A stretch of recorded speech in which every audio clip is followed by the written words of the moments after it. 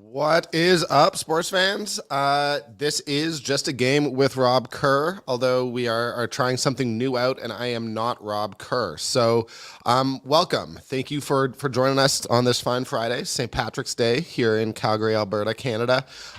We're excited. This is going to be something new. This is my first time hosting a show like this. We have a pretty stacked lineup. We've got Cami Kepke. She should be joining. She literally just walked into the studio. She may join us right away. She may join us in half an hour.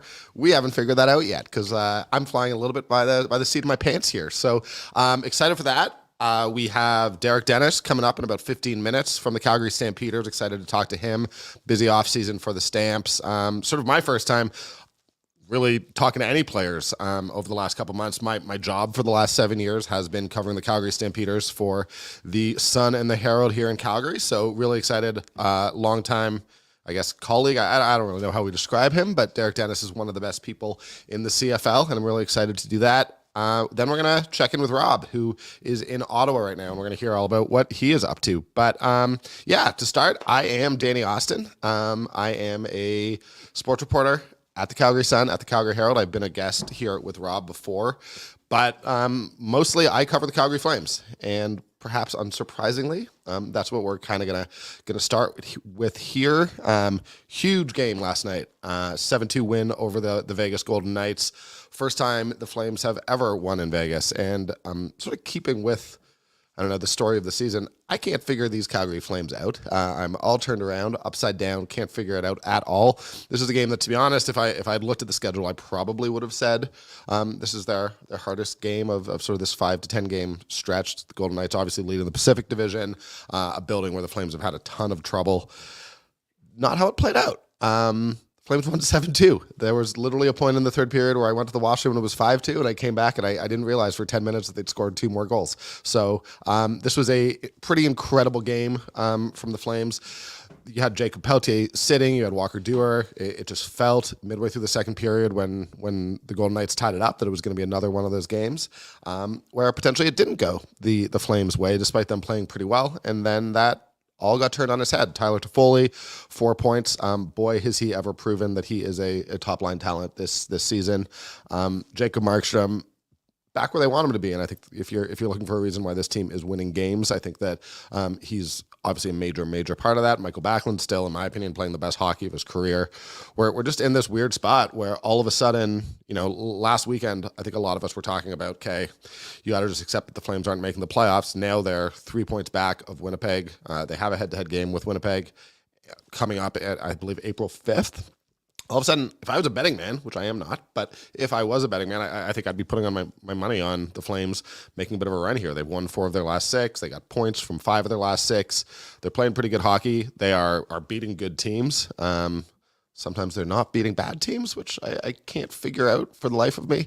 It remains an incredibly frustrating trend that, the games that on paper you think this Flames team should win, they just sort of don't play their best, and they play down to the level of the opposition. But last night's game, I don't know. I think it's a really, really, really big win, and I think that, to be honest, it changes the complexion of these last sort of 15 games coming down the stretch. And I think anyone who was sitting here and saying, "Oh, we don't think that the Flames are in the playoff fight," which I heard a lot of last week, saw a lot of on Twitter. To be honest, I contributed to it a little bit. I can't deny that. I'd given up, but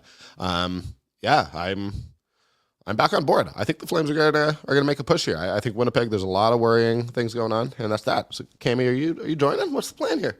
I'm here. I'm willing. I'm able. All right, Cami Kepke, here we go. I'm really happy because I was like, I got to talk for 15 minutes here. My good friend Cami Kepke, the star of. Long. Pardon me? 15 minutes doesn't sound long, but it's a long time. I don't think I've ever spoken for 15 minutes. Like my mom growing up always made sure I was conscious of when I was speaking too much. So this is counterintuitive a little bit for me, just speaking on my own. So I'm really happy that you're here joining me. Tell me, how you doing? Bright-eyed and bushy-tailed. Yeah? You have not partaken in any St. Patty's Day fun this morning? St. Patty's is out for me. I think I did my more nefarious activities last night. Okay. Playoff curling in Huntington Hills. How do you guys do? Terrible? No, we won 3 ends in a row. We did lose. Okay. I was sparing. And the problem is I used to curl a lot, and we were provincially ranked, and then I didn't curl for 1,000 years and broke my back. And now I can judge my line really well. I can judge the speed. I cannot execute. Shoot. And man, is that frustrating. But Sorry to hear it. So you guys done? Season's over? I mean, I was a spare. So it was on Natasha Stanishevsky's team. Oh, Natasha, our good friend, formerly of TSN, now with, do we say CSAC? CSAC, Yeah, yeah. I guess. Flames, Stampeders. It's awesome. So was it all women's team? Oh, yeah. That's awesome. And we had a great crew. It's great. We got to get you out there. No, Julian McKenzie of The Athletic is saying he wants to get into curling, so we might need to get like a little media league going here. I'm bad. I've only curled twice. As everyone says, it is far more difficult than sort of you anticipate, but I like drinking beers and hanging out. So The ultimate degenerate sport. yes, And the puns are endless. that is amazing. We'll call our team Bonspiel Joby. Fair enough. We're set. With you curling, did you have a chance to watch the Flames at all last night? No, because I thought it was going to be a loss, honestly. I thought they were toast. I see Pelletier and Walker Durow out of the lineup. I'm like, yeah, I'll watch after, but I think I have a feeling about how this is going to go. And the Grand Flames tradition of fuck your expectations continues. Yeah. Are you with me that kind of changes the complexion of a lot of things? I mean, I know it's one win and like one loss can flip that on its head really quickly. And it feels like we've been sort of doing that dance a little bit now for well over a month. And I don't want to overreact to one win, but you know, it is about wins and losses. It's about points in the standings. And I do feel like this win sets them up right now. Season over season, I feel like following the Flames can be a bit like when you hit an icy patch when you're driving and you're drifting and you just don't want to, like, you know, the danger is just auto-correcting too hard. I feel like that's really easy to do with the Flames. So I'm going to say cautiously optimistic right now. With the schedule help they got last night, you look at their odds of making playoffs. Some places it looks like it's jumped up to 39.5% and like 19% in other places. So it's like, yeah, honestly, realistically, it's somewhere in the middle of that. If we're being fair. Yeah. But they still need to string some things together. I know. I mean, Like honestly, it doesn't. When Huberdeau and Uyghur and Kohlschwint were traded to Calgary in the summer, a lot of people said that they wouldn't call it a win unless they were also signed to long-term deals, which obviously Brad Treliving eventually did get done. If it's a win now, who can really say yet? But I think this is only a big win if you can follow it up with a big win against Dallas on Saturday. yeah, they played well against Dallas in general this season. They did. There was a bit of that meltdown. They were still able to get away with the win the first time they went down there. But yeah, you know, they hung on. They've had some pretty stellar performances there. And there's no reason why the Flames wouldn't be able to get that second win and build some momentum and potentially get within 1 point of Winnipeg. But Well, that's it's the out thing. of their hands still. I mean, I think that when you look at it, the fact that they have that head-to-head game against Winnipeg is what, like, you don't have to be, you have to win that game and then basically be 1 point better than the Jets in the rest of your games. And right now, like, I do think that the Flames are playing like a team that is better than Winnipeg right now. And I think that if we went back a month, all of us, you know, it was the only thing anyone was talking about was Jacob Markstrom. If he can just start playing well, you can win a couple of those 2-1, 3-2 games that they weren't winning at the time. And now he's doing that, right? So, I mean, like, what I at least, I can't speak for everyone else, but what I thought was missing was that goaltending that steals games. And I think you're getting it right now. Which is why I have a lot of confidence. And I often try, I follow a lot of Flames fans on Twitter because I think it's important to understand what fans are feeling and what they're thinking. Well, and now the algorithm will, even if you don't follow them, they will Exactly. force you to follow them, which is nice. Yeah, the for you. But like, I a little bit right now, and I guess I haven't really checked this morning, but my attitude towards the team just feels very disconnected from people who are angry about it right now. Over the last week and a half, 2 weeks, I really think that they have turned it around. You know, wins in 4 of their last 6, points in 5 of their last 6. It's hard for me not to look at that and be like, hey, well, you got 9 of 12 points. That's what you need to be doing. The problem is that the bad is just so bad. I was disassociating during that Ducks game. I think a lot of people were. Yeah. Yep. Yeah, they can't. They can't do that again. And I think we had some similar feelings like this when they played Buffalo and blew them out. And Dylan Dubé had a career best 4-point night. Mm-hmm. And then they collapsed against Ottawa, their next game in the third period, and they ended up losing in overtime. So we just don't need to see a repeat of that. They kind of have a chance to rewrite the script in a way right here. Yeah, I mean, I think this Dallas game, it's the point where I feel as a writer, like I feel ridiculous because I could honestly write this next game as must win for all of the last 25 games of the season because that's the position that they put themselves in. They need to get the 2 points. But like Saturday really does feel big. I mean, because you go to California, you have LA and Anaheim, I think Monday, Tuesday of next week. I mean, I'm not going to, again, on paper means nothing with this Calgary Flames team, and I recognize that, but I do think that you would expect to get, 2 or 3 out of the 4 points there, and that's a successful trip. But this home game against an elite team where I know it hasn't been perfect, but you've played well against, is a potential playoff matchup again. So, if you're in the 8th seed, it's going to be them or Vegas. So I don't know. There's no excuse, and again, if Markstrom's doing what he's doing, obviously we're past the whole Dan Vladar is going to get any games. It's going to be Jacob Markstrom for the rest of the game down the stretch. I think Michael Backlund is playing the best hockey I've ever seen him play. I Definitely wrote about this last week. I think it's the best hockey of his career. I think Tyler Toffoli, as I said, to start here. I mean, I don't know if I can call him a superstar, but Wes Gilbertson. I think he should have been going to the All-Star game instead of Nazem Kadri. I think no knock on Kadri.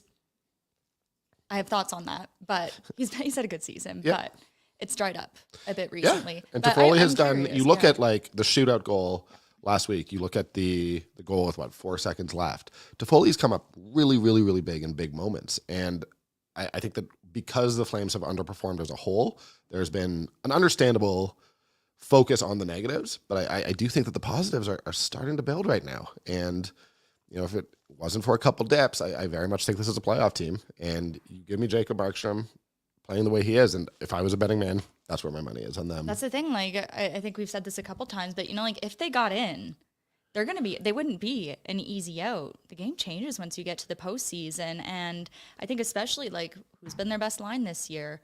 Coleman, Mangiapane, Backlund. That is a line with some teeth that could really cause problems for people in the offseason. It's why Blake Coleman has the deal he has and why he's on this team. Now, you said that Markstrom is going to be a given. Yes. Down the stretch here. Yeah. Well, and totally fair. Do you keep in Nick Ritchie? What do you do with Walker Dewar and Jacob Peltier? I am strongly, I love what Walker Dewar brings to this team. He brings a speed and an energy, a physicality that I just honestly, I think is just, he makes that fourth line so much better. So I have a hard time. I have not dug into why he was left out of the lineup last night, but I've tweeted it. I've said it quite publicly. I don't understand how he can be dropped. I think he has shown that he is an everyday NHL player who makes this team better. So no, I want Walker Dewar in. I can't understand how, if he's not playing in 90% of the games down the stretch, that feels like a mistake to me. But at the same time, I said that before the game yesterday. They won 7-2. So, Daryl Sutter knows more than me. Yeah. So, there's no question there. But yeah, do you think we'd get better results in scrums if we started questions with "you know more than me"? Possibly.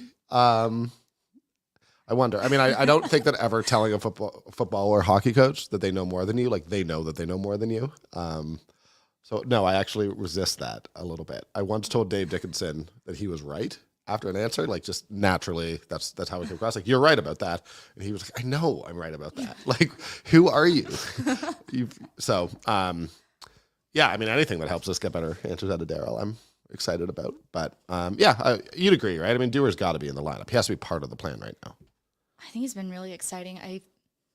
Ruzicka, we've kind of had comments in a similar vein about his game from Daryl, where there's a lot of skill and a lot of talent there. He's not sure if he's necessarily always using it the best way, which I think kind of accounts for some of those lengthy stays in the press box. Jacob Peltier had, he had dried up a little bit production-wise, but he was still doing some really good things. He had one gaff against Anaheim that was really his only major mistake that sticks out in my mind. I still would have really liked to see them in. Maybe that is just the mini jolt that you give a team, take away those sparks just to see if they can do it without. For sure.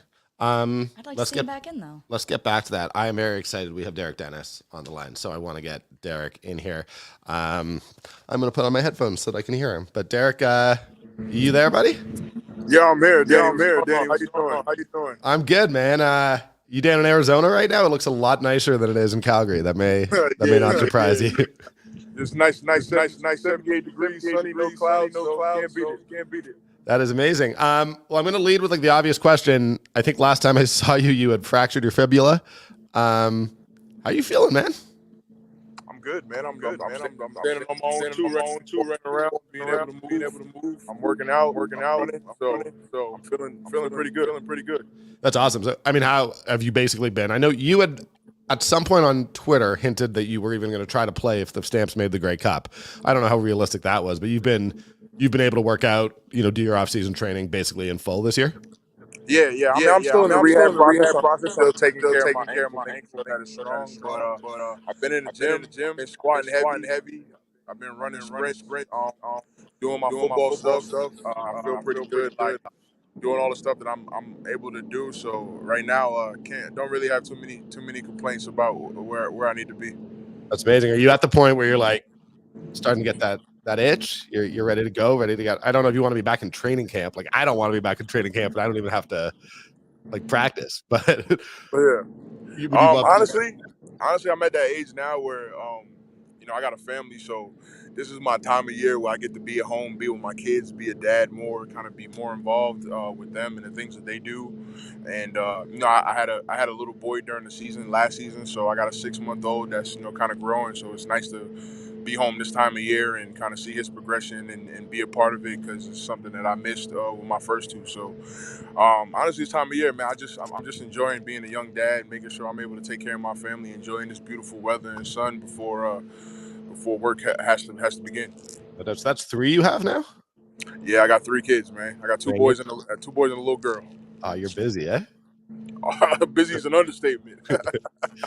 That's amazing. Well, I got to ask, I mean, I'm sure you have been paying attention to the Stampeders offseason. It's been pretty crazy. A lot of sort of guys in, a lot of new guys out. What's your impression been just of, the team you guys are going to be fielding? I mean, honestly, it's football, man. I've been in this business long enough to know that things like this happen. You never have the same team every year. I'm happy to see, a lot of guys kind of move on to better opportunities in a sense, I guess, for them, and being able to be in different cities. It looks like a lot of teams on the East. It's kind of about 2 teams that's kind of Calgary East now. I guess you could add Hamilton to the mix with that. So, yeah, man, it's just parity is good in the league. It makes the games more competitive. It makes them more fun. I guess now I'm kind of the elder statesman in the locker room. I think outside of Renee and Aaron, I'm probably one of the oldest guys in the locker room. So it's just kind of it is what it is now. Just gotta take on a different role. I guess from when I joined the league, the Juwan Simpsons, the Keon Raymonds, the Brandon Smiths. Like, I guess that's the role I got to play now. You like that role? I mean, it's interesting, right? Because you are that guy, and I mean, I've been covering the team since 2016, so you've been like a consistent for me, even though there have been 2 seasons, I guess, where you weren't there. But like, that is how I view you. Is it just, I mean, basically making sure the young guys know, hey, this is the Stampeders way. This is what the expectations are. Yeah, I think that's pretty much supposed to be my role this year, is to be that elder statesman, to come in and show everybody this is how Calgary Stampeders operate, and this is how we play football, and to just kind of be big. I've always had that role of big bro with a lot of guys, man. Like, Dedrick Mills is out here in Arizona in the offseason. I always hang with Dedrick, man. He's like a good friend. I'm an old lineman, so it's nice to get around the running backs. Kadeem lives in Tucson, which is 2 hours away, so I get to bump into Kadeem here and there. I've seen Colton Hunchak out here. He was out here for the Super Bowl. So I've always been kind of that big bro presence, the guy who's always kind of accessible to everybody, who's always building that camaraderie and building that brotherhood, that leadership, because that's always what's made our teams very successful, is that we've always been a very tight-knit group. So I guess I've always been carrying on the legacy, even when I wasn't when I didn't realize I was. I have questions. I have a lot more, but Cami, do you? Yeah, I'm kind of curious. I mean, Derek, we know you as like a really passionate guy, a team guy, a family guy, and you've been putting your body on the line for years for this job. I'm just curious, like, you've got the hardware, you've got the recognition. What's your why now?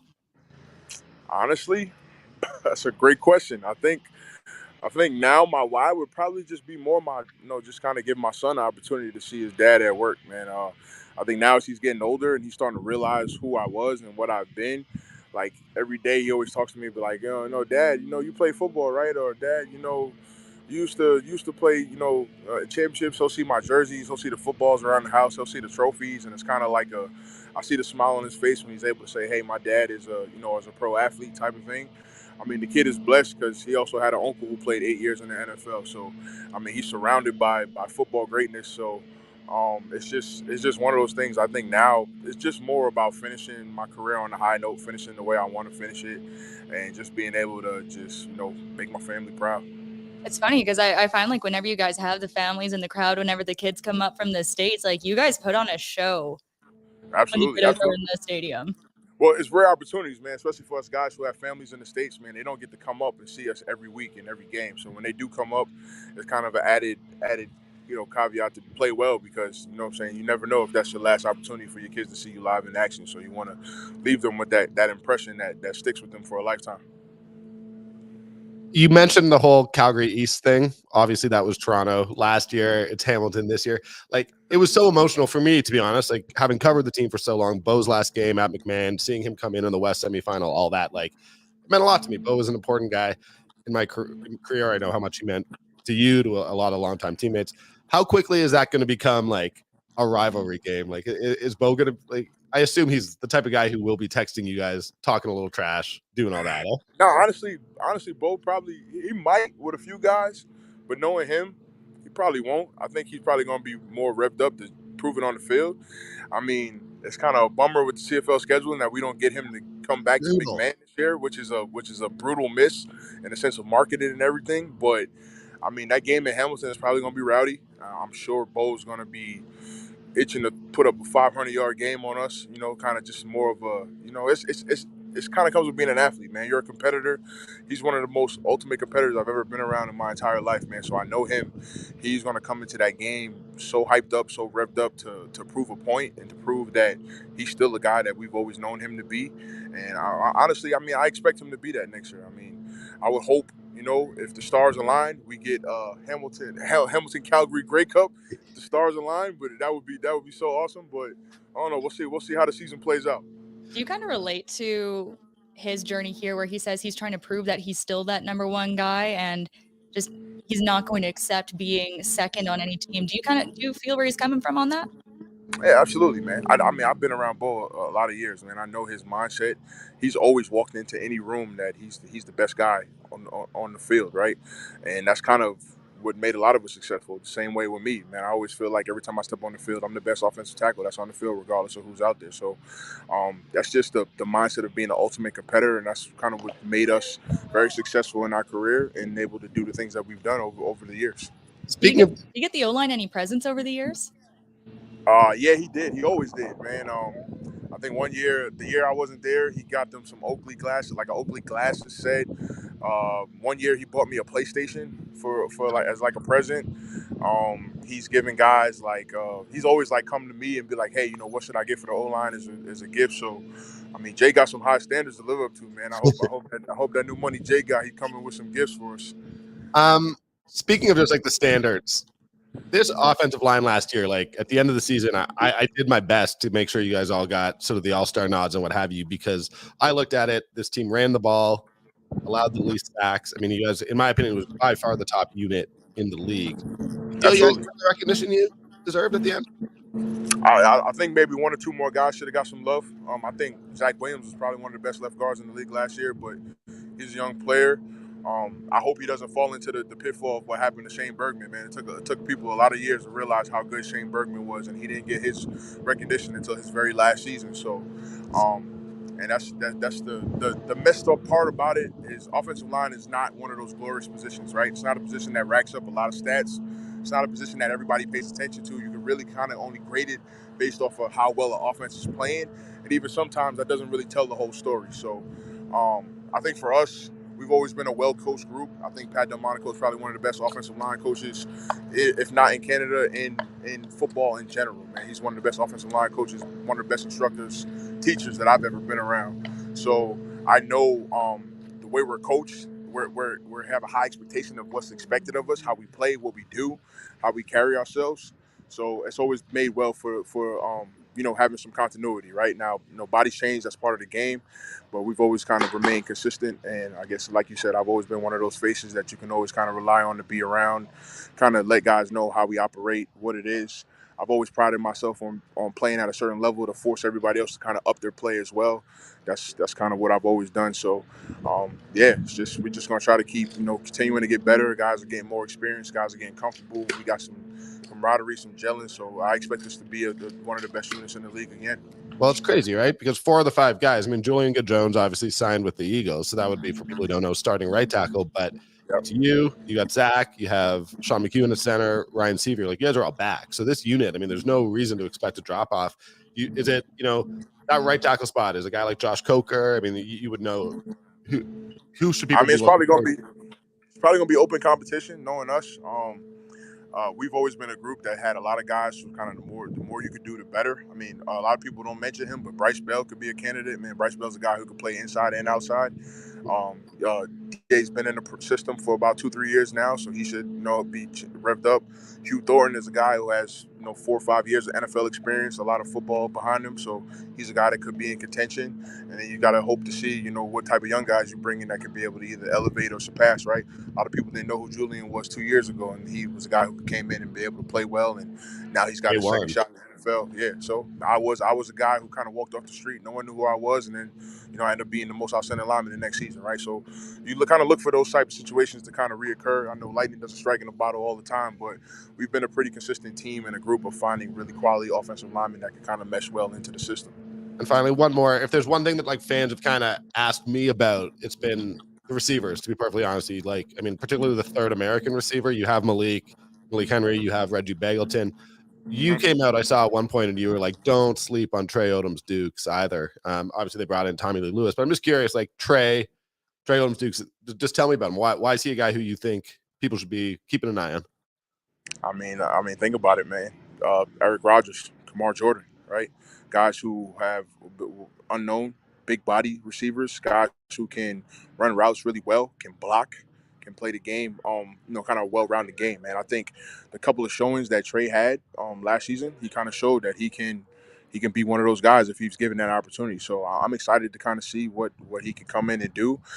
He's definitely going to be an X factor, right? A guy that nobody really knows about. Think about it, we had Markeith Ambles a couple of years ago. Nobody thought much about Markeith Ambles, and now he helped Toronto win a Grey Cup, right? Think about like I said, KJ. KJ was a guy who was on practice squad for a whole year, and then he finally got to play, and then all of a sudden, he's one of the best receivers in the league, right? Same thing with Eric Rodgers. So I think we do a great job. I mean, you include Markin Michelle, a guy not a lot of people was paying attention. Markin as well. Markin's been in the NFL for the last 2-3 years, man. Exactly. So we've receivers, we always had a good job of, I think they've always done is having good receivers kind of waiting in the wings, right? I've always compared us to the Patriots of the NFL. The same thing in New England when I spent my time there. It was always, you knew the starters, you knew the guy who produced, right? But they always had guys who kind of fit that mold, fit that system, sitting there on practice squad waiting for the opportunity to be able to show the world that what they could do. So I say, if you're worried about a drop off, I mean, it's been 10, 15 years. I think you're gonna have to keep on waiting. No doubt. I said one more, but I want to ask one last one. My first 3 years, you guys were on top, 2016, 17, 18. Then the Bombers, let's be honest, kind of took over. I know they didn't win the Grey Cup. So I guess it's a two-part question. Are the Bombers still, or is it the Argos now, the team that everyone's trying to knock off the top? And second of all, that era of Stampeders versus the last couple of years of Bombers, head-to-head, it never happened. We never really got those two powerhouses facing off. What would happen if you guys got... If I'm picking teams, I mean, I would say the best Bombers team in the last couple of years would probably be the 2020 team or 2021. I would say 2019 they were again. You got to remember they went on that run as a playoff seed all through the playoffs, right? So nobody really expected that. But they got a great core group. So if I had to pick between the 2022 Bombers and the 2016 or 2018 Stamps, I'm taking us by far. No by doubt. far. You got to think about it. 2018 defense, 2016 defense. You're talking Alex Singleton. You're talking Thurm. You're talking Jared. You're talking Micah. You're talking Vaughters was there. Cordero was at the top of his game. Cordero Law. Like, you're talking about guys who are like ballers, right? Up and down. We had Trey. Nobody knew Trey, but we also had, we had a bunch of players. Smitty was still around. It was just guys up and down that defense, right? I think that 2016 defense probably to this day one of the best defenses in the history of the CFL. So, well, Winton was the backup. Like, Winton was just like a backup. Yeah, Winton was a special teams guy. Yeah. So you guys had, and like Nate joins the next year. So you guys had Singleton and Thurman both go NFL after that. And then Winton becomes a starter and goes NFL next year. Plus Nate comes in and goes Nate. Like 4 linebackers in like 13 months. 2 years. It's insane. Yeah. I mean, honestly, that defensive line we had in 2016 and even 2018, I think 2018, Micah had 14 sacks as a D tackle. Yeah. I mean, like you're talking about a D line from inside out that was just kind of just ripping everybody up, man. Like it wasn't even. And then 2016, what we went 17-1 that year. I think we lost the very last game of the season against Montreal when they sat all the starters. Like, I mean, that was a dominant team. Like for us not to win the Grey Cup that year was just kind of mind boggling. So, I mean, 2017. yeah, 2017 so was just as But even Waters coming back, like, he was up here the other day, and he was giving, like, Micah Johnson so much credit for really bringing him along when he came in and, like, didn't have that traditional journey. He had the torn bicep, and everything really took a crazy road to get him up here, and now that can just it those set the teams. tone for so many careers. yeah, honestly, man. But I think it's been the West has always had really good regular season teams, but for some reason, it's always been a trend of each team's kind of pulling it out at the very last game of the year. So, I mean, Don't we get your lost. kicks blocked. You gotta not allow your kicks to be blocked. Winnipeg, figure it out. Yeah. So, honestly, man, I wouldn't say Toronto's a team to beat, but they are defending champs, so they got to get that respect. But I mean, it's always going to be Winnipeg's going to be the cream of the crop. Now, do I think there'll be some other teams that we don't expect to have good years? I think that'll be the case this year. People may be mad at me, but I think Edmonton's probably going to be actually really be kind of good this year. So I expect them to be a top 3 team in the West. Interesting. That's kind of the trend of Chris Jones, man. Normally, first 2 years is kind of bumpy, and then all of a sudden they start whipping everybody. It's normally because their defenses are very good and they're very tricky. And when he finally figures out the right bodies in his defense, it kind of makes it a tough matchup. So I think this year in the league is going to be a lot of parity. I mean, I don't really know what's going to happen. Who knows what's going to happen? You got to go out there and play the games to see. So we'll see what happens. Sorry, one last one. How happy are you for Alex? I'm super excited for Alex, man. That's my guy. 18 I actually mil. texted him. I was gonna meet up with him because he was out here for the Super Bowl doing media stuff when he was trying to figure everything out, man. But I've always even the whole season, I always keep tabs on my guys, man. I always try to root for them, text them, call them, make sure I'm encouraging them, man. But Alex it's long overdue, man. He's been putting up 100 tackles for the last 2-3 seasons in the NFL. I mean, come on, Crazy. The dude is one of the best linebackers in the league in the sense of making plays and doing what he needs to do, and he's a smart, cerebral football player. So I'm happy for him, man. He deserves it. Man, I appreciate you. I always have. You've always been good to me, and honestly, it means so much. So thank you so much for taking the time. I can't wait to see you. Guess what? 2 months now. So. Yes, sir, man. I appreciate you, Danny. Thank you too, Cami. All right, you guys have a good one. Same, yeah. Cheers. Thanks. Derek's the best. Derek is going to take all of our jobs one day. I know. I don't want to tell the bosses at TSN what to do, but hire that guy. Right. Yeah. I mean, he's just honestly. He would be like, like what Kevin Bieksa is to Hockey Night in Canada. He'd just be such a fresh perspective there. Completely. I'd listen to anything he has to say. Well, it's interesting too. Like he talks about having that role now of kind of being the leader and having to sort of integrate these young guys into the Stampeders way. And there's just no one you'd rather have in that role, right? And it's important to have that now because I think when we talk about the Stampeders as a superpower, realistically, right now it's largely based on reputation from that era of teams because reality is they have not won a playoff game since then. Since 2018. Some things, sure, some injuries, you can't do anything about that. Pandemic, you can't do anything about that. But some of those playoff losses were on things that you yourself could control as a team. So that's something like they've got to tighten it up this year because I think any more playoff losses, and I think we kind of have to just officially close the chapter on saying perennial threat. Yeah, I mean, I still think they're a perennial threat. I genuinely believe that the 2021 year, they had the one bad day Rene Paredes has ever had in his career. He missed a couple field goals. They should have beaten Saskatchewan. And honestly, it's why I asked Derek, but it bums me out. I mean, I know the reporters in Winnipeg. I know people within the Bombers organization, and the Bombers very much view the Stampeders as that's the rival. That is the big rivalry between those two teams, at least in terms of sort of competitive rivalry. Maybe not the fan bases. Obviously, there's something different, but we've been waiting for the Stampeders to kind of get over that hump. Fans were collectively robbed. Yeah, completely. I want to see those two teams in a big time playoff game. And we just haven't gotten it because the Stampeders have stumbled. And I do think that, there's blame to go around for what happened in the West semifinal, but they didn't get a great game from the quarterback. They were a running offense last year, and they really got away from that, which I didn't like. There were a couple third down calls that just ultimately I don't necessarily know they were bad calls, but the execution wasn't there. So, I mean, but that's the thing. I mean, it's every sport, but probably more with football is There's so much more woulda, coulda, shoulda. Exactly. There's just those couple moments in the game, but those are the game that's what defines a football game, right? It's the butterfly effect of every play. Exactly. Yeah. No, perfectly said. So, yeah, but I think this is a huge season for the Stampeders, and I do think the fact that they brought back those four out of the 5 offensive linemen. The one who left went to the NFL, so it's not like he left for greener pastures in the CFL. And you want, I mean, for people who aren't close followers of the CFL, like you are always rooting for guys to go make their money in the NFL. It's so much more money. We're well past the point where we're looking at it and saying, "Oh, you should stay here." Anyone who thinks that, you don't care about the athletes if that's what you think. But then it's hard. It's like, in a way, like I guess you'd compare it to maybe the AHL, where the more you succeed, the more your franchise is punished in a way, because all of your top players are just going to jet off. We're seeing it with Cavalry FC. They produce all these great players and they're getting scooped off by European clubs. Like 2 of their former players just got named to Team Canada yesterday. Yeah, and the Dominic Stamps, Zator, and Dom then there was another Zator one. and Victor Yeah. Laturi. Okay. Yeah. Calgary boys.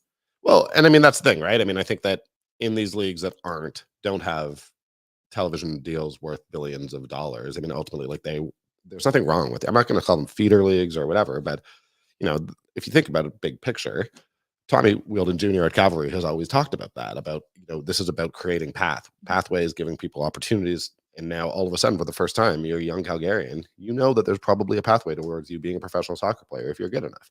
There's a way to do that. So it's obviously like a positive, but I know what you're saying, that year over year, you want those guys back. And I do think that the Stampeders, there was such a focus this offseason on the guys they lost. Obviously, Bo Levi Mitchell, Jameer Thurman, Fuller and Armalade, Sean Lemon, big names, big impact players. But I do think they've done a good job of that defense still looks good to me. Oh, I think the defense looks great. The defensive line, you have Mike Rose, the best defensive tackle. Wigan, they have experience with Fodders too, coming in on the edge. Exactly. Yeah. A guy who knows the system, is an NFL talent. We saw him stick around. I mean, he got chances with 3 NFL teams. That's not for nothing. And he played too. And then at linebacker, I mean, you brought in Mike Awe. I don't know that he is a Jameer Thurman. I don't know enough about him. I was very sad to see Jameer Thurman go. I've sort of been on record about that. He's one of my favorite people. Another one of those guys who I think really, really did a great job establishing what the Stampeder way was. I don't know if you were there, but like the media availability with Bo before his last game at McMahon, we all had him, and Bo was doing the whole, focuses on the win, the focus is all the win. And then Jameer just came in and would not allow that to happen. And basically brought tears to Bo's eyes. I love that about Jameer. He did that all the time. He did that with Judge too. Cause Cam is you stick a camera on that guy. He's not super chatty. You can tell he's really intelligent and everything, but some people are just a little more soft spoken when the camera's on them. And there's always a guy who's going asking the questions, jumping in on the scrum. Exactly. Bringing out their personality. He wants you to. So I'm sad to see him leave, but I by and large think look, they got Reggie Begelton back. They have Malik Henry back. They have Kadeem Carey. These are elite CFL players. I mean, Kadeem Carey, if it wasn't for injury situations, would probably still be playing in the NFL. He's so good. You have Dedrick Mills. You have 4/5 of the offensive line. I suddenly started looking at it, and I think I want to see what Peyton Logan does again. Exactly. He was just a spark plug to watch. And he did some ridiculous stuff last year. And you want Jake Mayo to take a step. He needs to take a step, but I think that offense can be better, truthfully, than it was last year. I want to see if Hunchak or Hakanavanu could be the one to truly outplay each other for that position. And they brought Rice and John back too, who's 6'6". So yeah, it's exciting. And I mean, anyone who knows me, the great gift of my career has been covering the CFL. It's the thing that I love most, and I love covering the Flames too. But I'm excited for these guys. It's great to talk to Derek, because if people don't know Derek Dennis, they should. He's an amazing guy and is so intelligent in both his approach to the game, but also he's a family man. There's just a lot to like about him. So he went to school for broadcasting too. Yeah, I mean, he should be sitting here. I recognize that. My jacket's nicer than his, but I was kind of surprised. You really have you worked some pastels. You have that in the a lilac jacket. That's how I always know I see you when I'm around. I wanted the Flames Nation viewers. I wanted to make an impression. I wanted them to be like, yeah, that dude knows what's up. I think I did. I look good. I got my shirt buttoned up right to the top. What are the kicks though? My shoes are quite dirty. They're Dunks. They're Sean Cliver Dunks that I got from I got from the source. Won a raffle for them, but I've worn them for 2 winters, and they are no longer the baby blue that they're supposed to be. Alas, so I'm not going to put them on camera. Okay. I'm not. That's fair. What are the best kicks you've seen? I know you keep tabs on these things. You figured out where Elias Lindholm gets this hoodie, which sneakers Blake Coleman's wearing, Bo Levi's sneaker collection. I hear that's formidable. But like, who's got? There is a Nike skateboarding. Like, there's very rarely crossover between like the SB lines and like the Jordans, but there is a Jordan 4. It's white with sort of a forest green, like a British racing green on it as well. And it is a Jordan 4 crossover SB coming out that I think is the shoe of the year. It's retailing at roughly $300.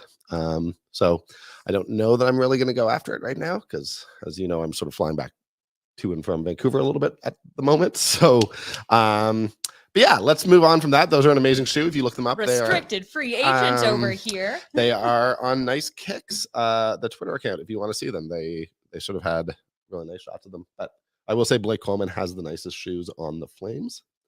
Apparently that is his wife who takes care of it. I've asked him about it, but he has a couple of really nice pairs of Jordans. He buys one a year.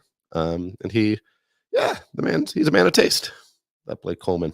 Going back to the Flames, what are you expecting against Dallas? A win? I think you gotta.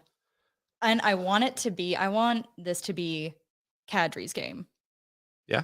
Because I've looked at it, like, he scored twice since the All-Star break. He's played a lot of hockey. He's playing a lot. But he has 9 assists down that stretch too. And I looked it up. The Flames are 23-9-4 when he has a point. Okay. Yeah. I know that Darrow was saying, like, specifically as it comes to him and Huberdeau, that when they are contributing on sort of the offensive end, that's when the Flames win. Things are clicking. Yeah. And yeah, I mean, you're paying Kadri to obviously, be one of your best players. So it's time for you'd like him to do it. But it's such a, like, the season's been so weird, right? Because I think Kadri's been, like, by and large, I think you got to be pretty happy with his contributions over, like, for the whole year. Yeah, I think just with his style of play, you can tell when he's like kind of gripping his stick or not really trusting what's going on. Like, he'll have the nerve to say, I'm going to dangle these 3 players and get stopped up pretty quick. Play goes back the other way. All right, we're going to go try again. But like, when it works, it works. And I think maybe expectations were really high after that coast-to-coast goal against the Oilers right at the start, because that was dynamite. Was it Brett Kulak's ankles he broke? I believe so. I don't remember, but I believe you. I think it was eye for details. I think it was formidable former Flame Brett Kulak that he dusted on that one. But and he also just like brings that energy when he does contribute. It's that extra lift. Yeah, I mean, I think he's been a great addition, to be honest. Like, and I do think, like, length of contract, people can. You had to pay for Prime. Exactly. We knew that's what it was. And so I like, ultimately, yeah, the Flames needed to make that move, and I'm happy that they did. And I think it's like largely worked out. I just, there's no part of me that looks at the Flames this season and thinks Kadri is the issue. No. It's just, and I think that the position of on Huberdeau, as Huberdeau has been working through his sort of struggles, and that probably hasn't been ideal for Kadri's production either. But I think it's sort of starting to come together. I didn't pay super close attention to them yesterday, obviously, sort of to Foley, and then, like, I can't stop watching Michael Backlund. Like, honestly, it's amazing to see a guy at his age who's been around and you're so used to what he does, and just see it be sort of 10% better. You got to slap the C on that jersey next season. I wonder if, because his contract's up after next season, he'll be 35. Will they hold back the C for that reason alone? Because you don't know how much more time you have with him. Although, to be clear, I would love to see Michael Backlund be the captain. Yeah. He's been heart and soul. He's playing some of the best hockey of his career. And you can tell he's feeling it. Like, he's bringing a lot of passion. Guys are calling him out as one of the leaders in the room. Rasmus Anderson has had a ton of praise for him. Oh, it's what we were talking about with Derek yeah. Dennis, right? I mean, I do think that he, having been here for so long, I do think that whatever the Flames' way is, I mean, I think the Stampeders talk about that more than the Flames do, in part because there's been so much turnover at head coach over the years, probably, and like there have been different regimes and they've gone through a lot. But like, whatever that is, whatever it means to be a Calgary Flame, I assume that Michael Backlund is one of the ones who both embodies it and then passes that on to the younger guys, right? And that, for me, I think it would be a crying shame to see Michael Backlund in another jersey. So I would hope that it would be a priority for them. I have no idea what the money is. I am not good at that stuff. That's Ryan Pike.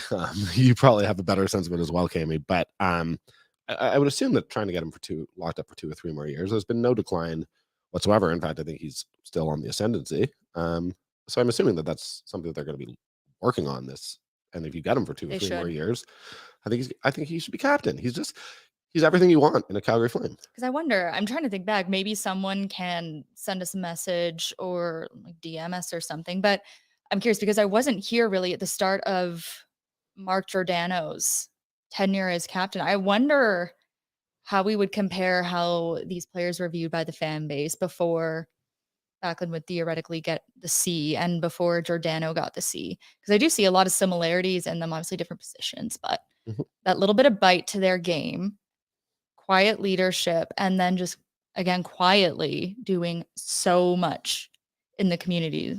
Like Yeah. we saw everything Gio did. He won awards for it, the Messier Award, paying for people's freaking groceries during the pandemic. Backlund does a lot of that stuff too, particularly with like Pets for Parachutes, the ALS Society of Alberta. A lot of that is with his wife Frida.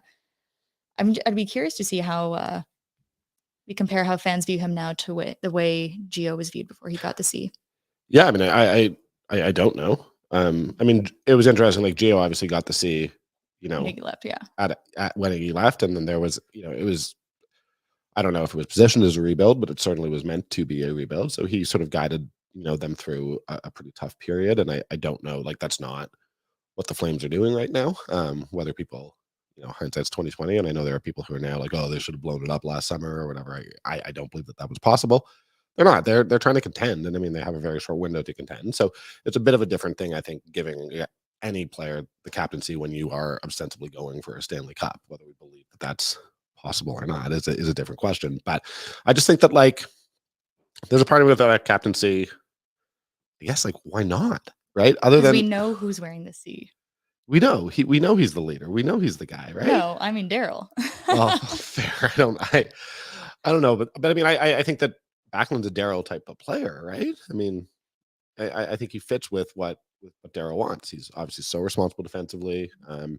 His offensive game this year has taken a huge step forward, in my opinion. I don't have the numbers in front of me, but like I believe he's on pace to set a career high. He's on pace for it, yeah. Yeah, which is like in points. Which again, this is not a 25-year-old, right? Like this is a guy in his early. His birthday.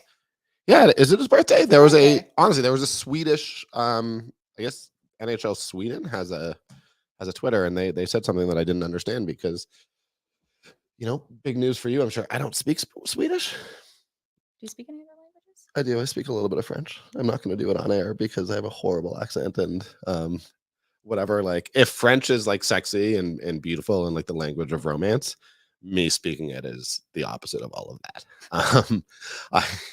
I have somewhere at home my official bilingual certificate from being in French immersion growing up. So shout out Leaside High School, shout out Northlee Public School. Was it Chris Tanev who was from the rival region of Toronto from you? Well, so Explain that. basically, I mean, like there's no one from like the actual city who is in the NHL, so it's very rare. So I do know these things, but basically, back in the day, Toronto was divided into sort of 5 separate cities, and the one of those that I grew up in was East York. I lived in a community named Leaside, and Chris Tanev lived across the bridge in East York, and he lived in the same small community that one of my very best friends, Sean Bruce, lived in, and I did reach out to Sean and was like, "How did you know him?" And he was like, "Danny, like we're 7 years older than him. Of course, I didn't know a 9-year-old when I was 16." But yeah, that's my.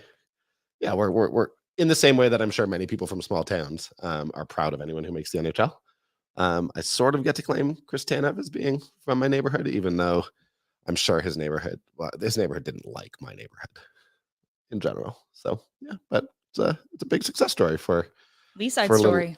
But he's not like he would be mad if I said he was from East York. He is East from, York. Okay, yes, sorry. Your so, Leaside story. yes, Leaside is part of East York, but yeah. So who's the most famous athlete from your hometown? I mean, I'm distantly related to Jamie Huscroft, who played for the Calgary Flames, and Theo Fleury called him the worst skater he's ever seen in his book. Okay, that's pretty exciting. Which is nice. Yeah. But Kootenays overall, we are going to claim Ray Ferraro, Adam Deadmarsh, the Niedermeyers, Steve Yzerman. Okay, that's a big one. Definitely claim Steve Yzerman. Cranbrook, don't let anyone else tell you otherwise. Dryden Hunt. From the Kootenays, a newly acquired Calgary Wrangler. Actually, my really good friend used to bill it with his family. Okay. Said he's a good guy. Huh. You have a lot more than in my neighborhood. Yeah, we also have like a lot of we had 2 Team Canada volleyball players, the former captain of Volleyball Canada. We had a couple talls in the mountains there. Okay. A couple tall people running around. Okay. Since we're sort of on the the greats, this is a question I asked Rob when I was a guest on his show last time.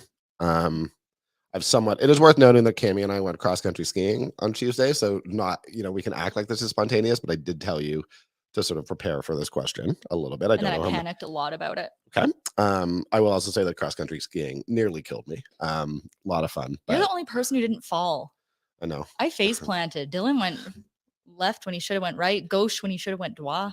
Yeah, I mean, you guys also went significantly faster than me. And anytime we hit a hill, I just snowplowed and refused to get any speed. But regardless, this is the question I like asking because I am of the belief that Calgary does a horrible job of honoring its sports history. I am giving you right now, I'm not telling you where they are built. They can be built anywhere. They can be built in front of City Hall, in front of the Saddle Dome, in front of the new arena, in front of McMahon Stadium, out at Winsport. But you get 3 statues. We're going to do these beautifully, fully commissioned, amazing statues of Calgary sports figures. They can be any sport. They can be any time period, anything. Give me your 3 and explain why for each. Let's go one by one. I'll go controversial yet brave. Okay. The net from this year in honor of all the posts and crossbars hit. Just kidding. Just kidding. I mean, I think my first one's honestly super easy. I think it has to be Lanny. It has to be Lanny, right? It has to be. Honestly, I mean, growing up in a small town and not getting to go to a lot of arenas, the first time I ever went to Montreal to Centre Bell and seeing all the statues outside, I felt the magic.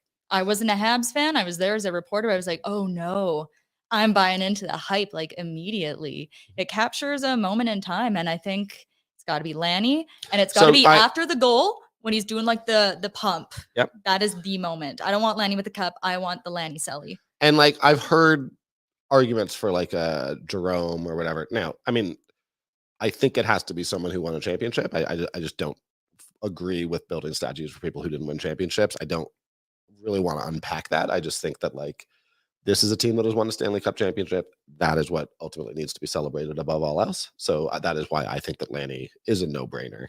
And I just think it would be cool. You're showing up at this new arena in 2045 or whenever it gets finished. And I mean, I remember going to there's no team in professional sports that I hate more than the New York Yankees. I want to wear their hat so badly. I just don't want the logo on it. I think it's the best colorway for a hat in professional, or to be honest, a piece of apparel.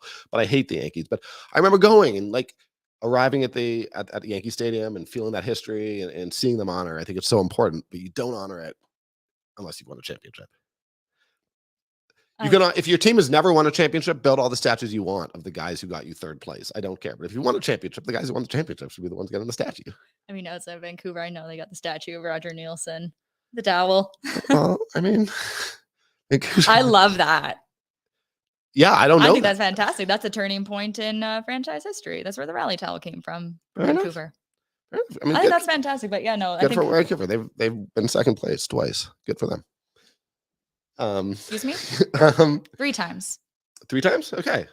You're trying to chirp Vancouver? I would never try to chirp Vancouver. I just think it's really cool that they got it's 2nd 3 place times, twice. And they technically won as the Millionaires. Thank you very much. Go Grizzlies. 2nd statue. Second statue. See, I spend so much time around Stampede Park. It could go one of 2 ways for me, but I think winning out for me is Ed Whalen. Okay. I could also go Bret Hart. I think both of those are good options, but we're going one of the 2. Okay.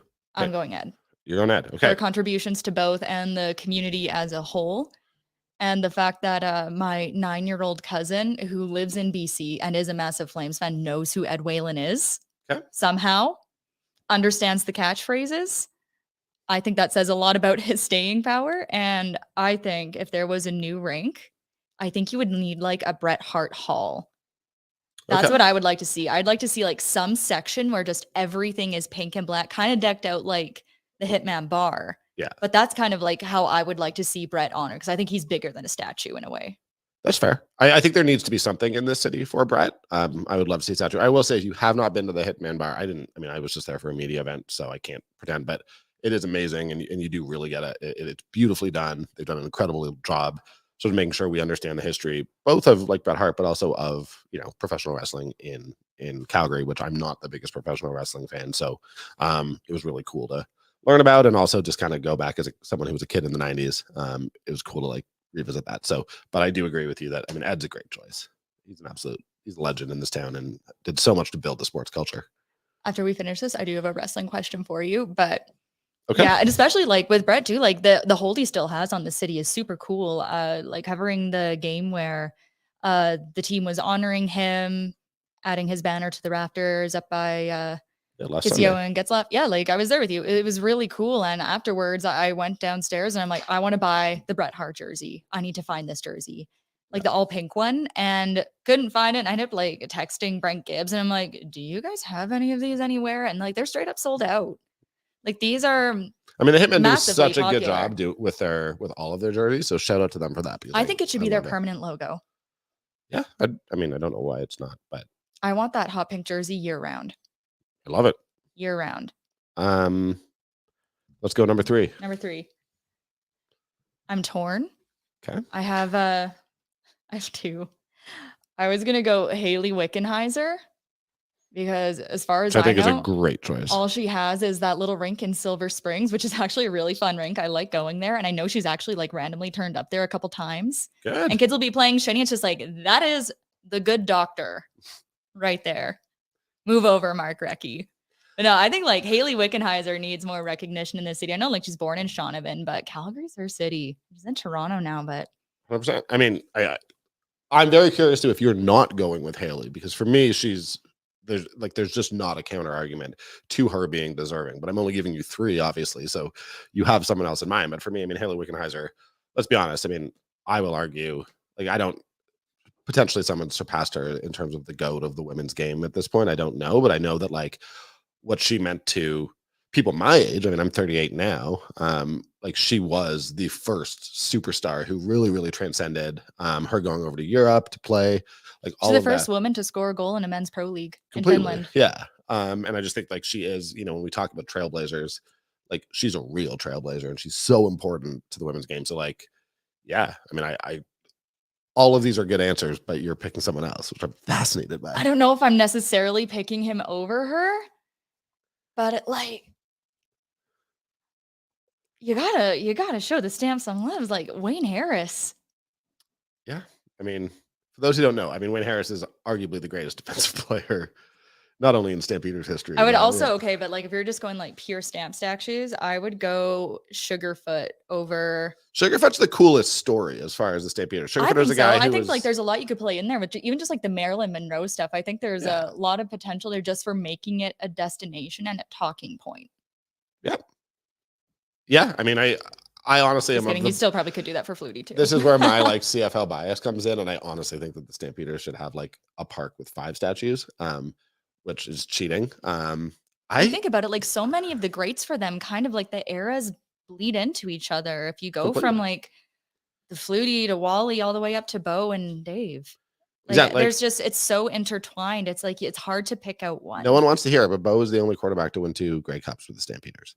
Like there is a very good argument that he is the greatest Stampeder, and that he should have a statue. It's too early for that. I'm not saying that, but it is not too late though to change the schedule to give the Ticats a game in Calgary.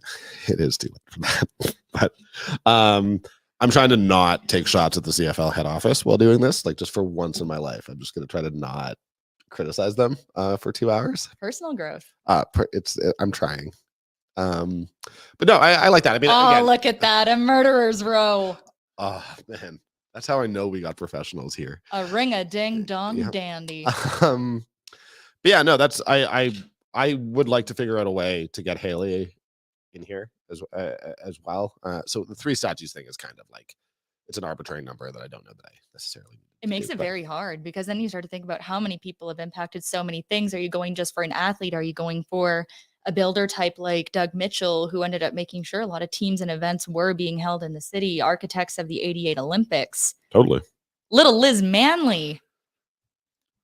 I don't know that much about Liz Manley. She was the sweetheart of the 88 games, Danny. Okay. In the book. I know. I should know more about that. No, she is the sweetest person. Sweetest person. We have about 15 minutes here before Rob is going to join us from Ottawa, which, it is his show ostensibly. So, this is not a coup. no, it's not. I will say that Celine Valji has asked me to speak French, and no. Him and Joanne Mackenzie from The Athletic. We are also being told to go get some Oodle Noodle too. I'm gonna mess with some pad thai after this. I love that. I had a massive breakfast before coming here. I've eaten very well today. It's St. Patrick's Day. I may have a green non-alcoholic beer this afternoon. But who do you think? Okay, first question. MVP for the Flames this season right now? Tyler Toffoli. Really? Okay. No hesitation. Over Rasmus Anderson would be my argument. I can see why you'd argue him. I also thought he was a bit of a snub for the All-Star game. Mm-hmm. I'm still sticking with Toffoli. Okay. Has that changed over the past couple of weeks? I mean, because he's come up clutch a number of times over the last couple of weeks. Has that impacted? He basically won them in a shootout. I don't have the schedule ahead of me, so I'm trying to not say the wrong teams. But obviously scored with 4 seconds left. 4 point. Has this last 2 weeks sort of really solidified that for you? Oh, absolutely. Were you thinking it before? Yes. Okay. Yeah. So it's why Raz for you? I mean, to be honest, I particularly I think he has emerged as a true number one defenseman, and he's a do-it-all guy. And there are often times where I feel when Raz is at his best, that's when I feel most confident about the Flames. Like I think when he is really going, that he is what stirs this sort of Flames milkshake. That's not an expression. I don't think. Stirs the soup, stirs the Stirs pot. the soup, stirs the pot. Stirs Yeah, the whatever it is. Or milkshake. Why not? You can go milkshake. And I just honestly, like, I think right now he topped out highest. And I think that he's so important on the power play. I just everything about I think that he's their best player. But I also don't mind Toffoli. And to be honest, like you, I wouldn't have said 2 weeks ago, I wouldn't have had Toffoli really in my conversation. I might have had Backlund in that conversation. I don't really know that I want to make that argument, but it has been. I mean, the points matter, and the points in the standings matter, and we're looking right now, I guess. So, he's leading the team in points. All right, there's Razzie with a team leading 4 game-winning goals. Did he really have 4 game-winning goals? Huh. Yeah. Well, there you go. He also could. I think his career best for regular season points. I also don't have that number in front of me. I believe it's 54. He could get there still. Yeah, but nearly 30 goals. I mean, it's interesting that for so long, to your point a little bit about Kadri, for so long it was like game by game, either Kadri or Toffoli had the team leading goals, and now Toffoli's so far ahead, which sort of tells you a lot about the way both players are producing right at the moment. But yeah, I mean, I love Toffoli as an answer, and ultimately, like, they needed the points that he's basically secured them with his production over the last couple of weeks. So if they sneak into the playoffs and he keeps this up, I would sort of agree that it's hard to make a counter argument. I think he's actually probably been more consistent than when he was acquired last year because, like, remember, hot off the start, dried up. And now when they're in a position where, like, they need to be winning these games, he's coming up for them in a situation where last year might have disappeared a little bit. Yeah. And I mean, I do and a think Daryl guy. He said, I mean, my colleague, Wes Gilbertson at the Sun and the Herald, I don't know who else has written about it, to be perfectly honest with you, but he did write today about how Toffoli after the game last night was like, yeah, to all you people, like, I saw you questioning whether I was a first line player. And I certainly think he's proven this year. I mean, certainly on this Flames team, he's not just a first line player, but is a bit of a star. I would have agreed that if the All-Star game was now, he would be my pick for the team. Second question. What do you think of the Stetcher fellow? Troy from Richmond? Did you see his fight last night? No. I like this guy. He's got an attitude to him that I really think that, like, the Flames need. And, like, he fought angry, which I don't like. He really, really looked like he wanted to fight and wanted to take his opponent's head off. So you appreciate the rage, because usually when Lucic does it, you can tell when he's like giving a guy an out. He's like, "Are you sure you want it? Are you sure you want it?" Who was it in Winnipeg where he actually stopped? Like, he came in with a swing and then he just let him go. Yeah. Now, so you do like to see that passion just take over. I do think that Stetcher has added something to this defensive core. And that sort of feeds into my bigger question. It's an upgrade. Yes. Yes. We said, let's leave Toffoli and Raz out. And sort of why I was bringing up Setcher was it was just, he feels like that's important coming down the stretch. Like he feels like he's going to be an important addition. Who do you think is the most important player for the Flames, not named Jacob Markstrom, Rasmus Anderson, or Tyler Toffoli for this last stretch of games if they're going to make the playoffs? Last stretch of games. It's a bit of a ridiculous question. Like it's a very sports writer question, and I recognize that because like what does important mean? But I'm more just like looking for your opinion on it. Oh, well, if we were looking for something that would completely change the perception of this team and the tide of the season, if Jonathan Huberdeau got hot now, yeah, what would we all be saying a week from now if he's able to string together some points in these next couple games, timely ones? If that second line in general, I think gets going, and Huberdeau is such a big part of that, and seems to be so excited to be playing on the left wing. So yeah, I mean, I think look, who is it for you? I would have said Huberdeau. It's for the sake of good podcasting, I probably should come up with a different answer. But look, I to be honest, I think Huberdeau, the future of this franchise, right now for the next 5 to 6 years, rests on Jonathan Huberdeau finding his game again. That's likely with the production that he has is not a tradable contract. It's not a movable contract. So you're paying him to be an 100-point player or somewhere close, and this production does not cut it long term. I also think I think all of us in the media have really sympathized. I think he's had a really tough year. I think all of us have sort of come to realize how hard it must have been to get traded here. And that's not a knock on Calgary, but he had a life. He presumably thought he was going to be a Florida Panther for a long time. He was coming off a really cool blue car. Yeah, coming off the season of his career, and I think that affected him. I certainly think that there were things earlier in the season. Sutter was quite openly critical of him. I don't think he's had an easy time, so I think that there's a lot of sympathy towards him, and a belief that a little bit of patience is merited here, and that even if it doesn't come together this year, I don't think you're going to see Jonathan Huberdeau get sort of crucified publicly in the media. But I also think that does not mean that this level of production is acceptable going forward. No, well, he's not delusional. No. He knows that this isn't good, not even close to good enough. He's pretty honest and vulnerable about what he's going through, which is why you also don't want to like try to crucify him or anything. And I think part of that is why we saw Brad not make a lot of moves at the trade deadline. He said it, like this team went through a lot of changes over the summer. More change isn't necessarily going to help. And I never thought Mackenzie Weegar was bad, but we're finally seeing him really take a step forward in his game. I think he's been one of their better defensemen the last little while. Like obviously he's coming off a career best defensive year. Those numbers haven't been there. He finally gets a goal last night, but I think he's starting to look like that guy again, though. I really, really liked his game for the last couple of weeks. So, you have to stay patient. And I think that I can sometimes, I'm a big soccer fan and I play FIFA, and there are times when I'm like watching Arsenal and I forget that it's not FIFA and that it actually is human beings. I was told by a Twitter follower that I had to talk about Arsenal, so I will just acknowledge that they lost and we will move on. We're going to win the league. I may go to London too if we win the league, but yeah, come on, you Reds. Ted Lasso season 3 is out. Good. The Gunners are going to win the league. That's all I have to say about it. I do know that Rob Kerr is currently, I mean, I can see him on screen. I'm not sure if we're ready to throw to him, or are we doing that? Yes, we are. Rob Kerr. Hello. Kevin Hodgson. Hello, guys. Hello. Is this thing on? Hello. Oh, they're sharing headphones. Isn't that sweet?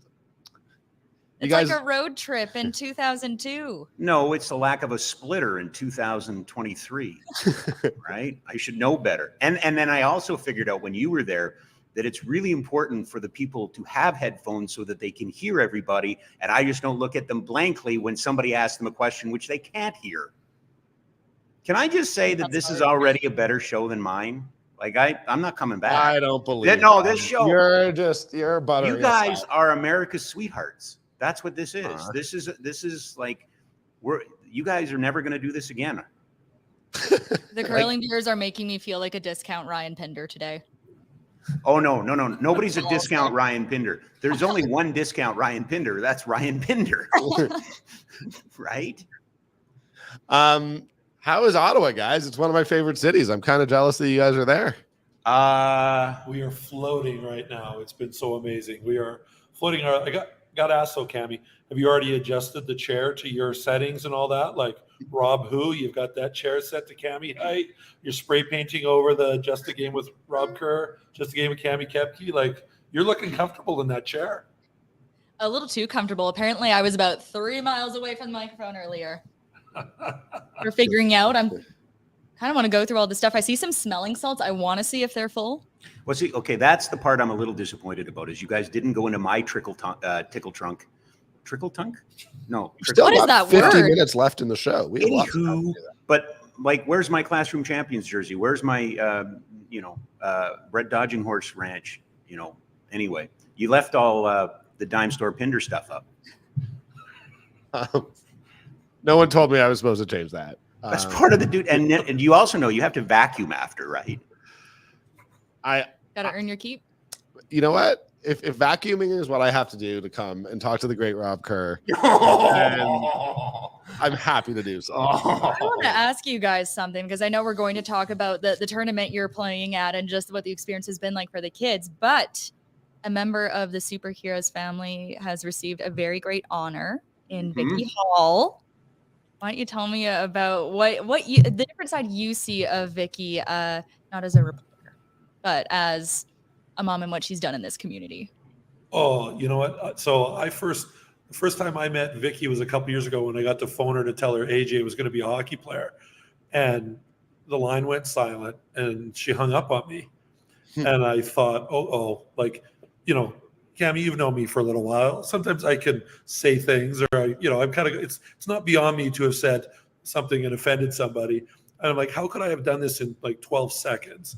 And she texted me back to say, I'm crying. I can't talk right now. I'm crying because, my son gets to be a hockey player. And the Vicky I knew that was the journalist was, I got a story to write. I'm on a mission. Here I go. And wasn't afraid to ask tough questions. And here she was, lost for words. And so when I heard, and I'm somebody who doesn't know her as well as you guys do, heard she was going into the Hall of Fame. And then I didn't realize until today she was the first woman to go. I thought, how perfect that Vicky Hall is the first woman to go into the CFL Hall of Fame, because she is so passionate about sports stories. She's so passionate about all this stuff. And then you see her as a mom, and it all makes sense because that passion is all there. That is such a great day for her, and such a great day for her and AJ to celebrate together, and couldn't happen to a finer person.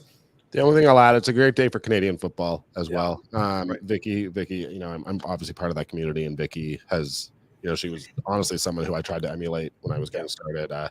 She was a great role model for me, and it's a little embarrassing that we haven't had any women in the Hall of Fame, and I'm really happy to see that this is the first step in getting so many women who have been involved. But she's so important and just such a wonderful both reporter and person, as you said. So just it's great for all of us. What's cool for me is that when I started in Edmonton, she was there covering the Eskimos, and Joanne Ireland was covering the Oilers.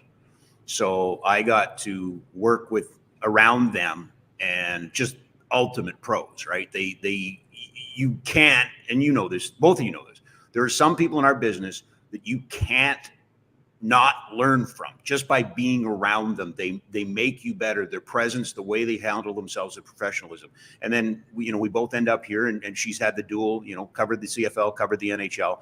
I've got so much time and respect for her as a craftsperson in the job that she does, because she's so good at her job, and her questions were always crisp and everything. And we say this all the time about people going to we wouldn't say it about Brian Hall. No ego, none, right? Like, Vicky Hall has no ego. She just does her thing better than anybody else. Yeah. And I will say that I know this is something, Cami and I hike and do all sorts of things, but it's something we do talk about, and not to pump, the Calgary sports media community too much, but I was very fortunate that people like that, when I came in, it was like, oh my God, this like titan Vicky Hall, and was willing to sort of, even though at times we worked for the competition, like Vicky was never acted like she was bigger than me, was always, if I had something to ask, and like, she probably doesn't even remember, it would be at like small little amateur sports events, and I could ask her a question and she'd help. And I do think that it's an amazing thing about the sport community in general, whether it's you, Rob, whether it's Vicky. There's just a long line of people who have been open and receptive and helpful to those of us who, when we were younger, were breaking in, and Vicky's right at the top of that list. So, yeah. It's funny. I know I've mentioned James Waters a couple times. We were talking to Derek Dennis earlier. Rob and Kevin, I don't know if you were listening, but talking to Waters, he said like those incredible Stampeders. We were on the bench. Yeah. Winning, I hope. But he was talking about those amazing teams. And he said that like a big part of that winning culture is that nobody is gatekeeping information. And I think with reporters like Vicky and many others in Calgary, even though there's competition, they're so down to help you do better and tell more fulsome stories, which is important when that scene is shrinking kind of across Canada. But to the game, how's the tournament going? How's Harrison the goalie? Can you start by just kind of telling for people who may be listening, just, tell us about what you guys are doing there? Yeah, so there's a well-established program out here in Ottawa called the Capital City Condors. They've been doing it adapted hockey. This is their 15th season. And so when superheroes kind of joined the mix and joined the family, we found them. And so everybody's got a COVID story. This trip was supposed to happen right before COVID. 2 days before the trip was supposed to happen is kind of when, everything fell apart. So these families have been waiting for a couple of years, 3 years for this trip to happen. So it's a collection of kids from mostly Calgary, but we also have Edmonton, Winnipeg, and Regina represented, who are all playing on superheroes. So they play in their separate cities, separate programs, have come together to form a team to come and be part of this tournament. So there's 8 teams out here from all over Ontario. We're the only team from outside of Ontario. And for us, it's our kids' first experience being in a tournament. It's our parents. For some of them, it's their first exposure to a hockey tournament. And for some of them, what's really neat is it's closing the loop. We've got one guy, Logan. His brothers both play AAA elite hockey. They've been doing the tournament thing forever. And now big brother Logan at 20 years old gets to do that for the first time. And so him and his mom's out here with them. And so everybody's getting that experience. And I think the neat part is this is a tournament with no scouts, nobody checking ice time, no nonsense. It's just kids going out and playing and having fun. And the parents were grinning ear to ear on the bench because this is a dream fulfilled. This is a club that they thought their kids weren't ever welcome into. This is a club they thought they as parents weren't supposed to be in. But it's also a reminder how small the hockey world is. Mark Kastlick plays for the Senators, but he used to be part of Superheroes with the Volunteers. So who comes in and tells the kids the starting lineup? But Casty, right? He rolls in and a lot of our players, they were nervous and excited at the same time. They've never done this before. And players living with disabilities and special needs, nervous comes out in very different ways than the rest of us because they don't have the ability to say, I'm nervous. And so some of them were struggling. And he rolled in and told the story of his first game in the NHL and being nervous and being excited and how his teammates got him through it and how his coaches said, I believe in you and all that kind of stuff. Washed it all away for our kids. And they went, if he can do it, I can do it.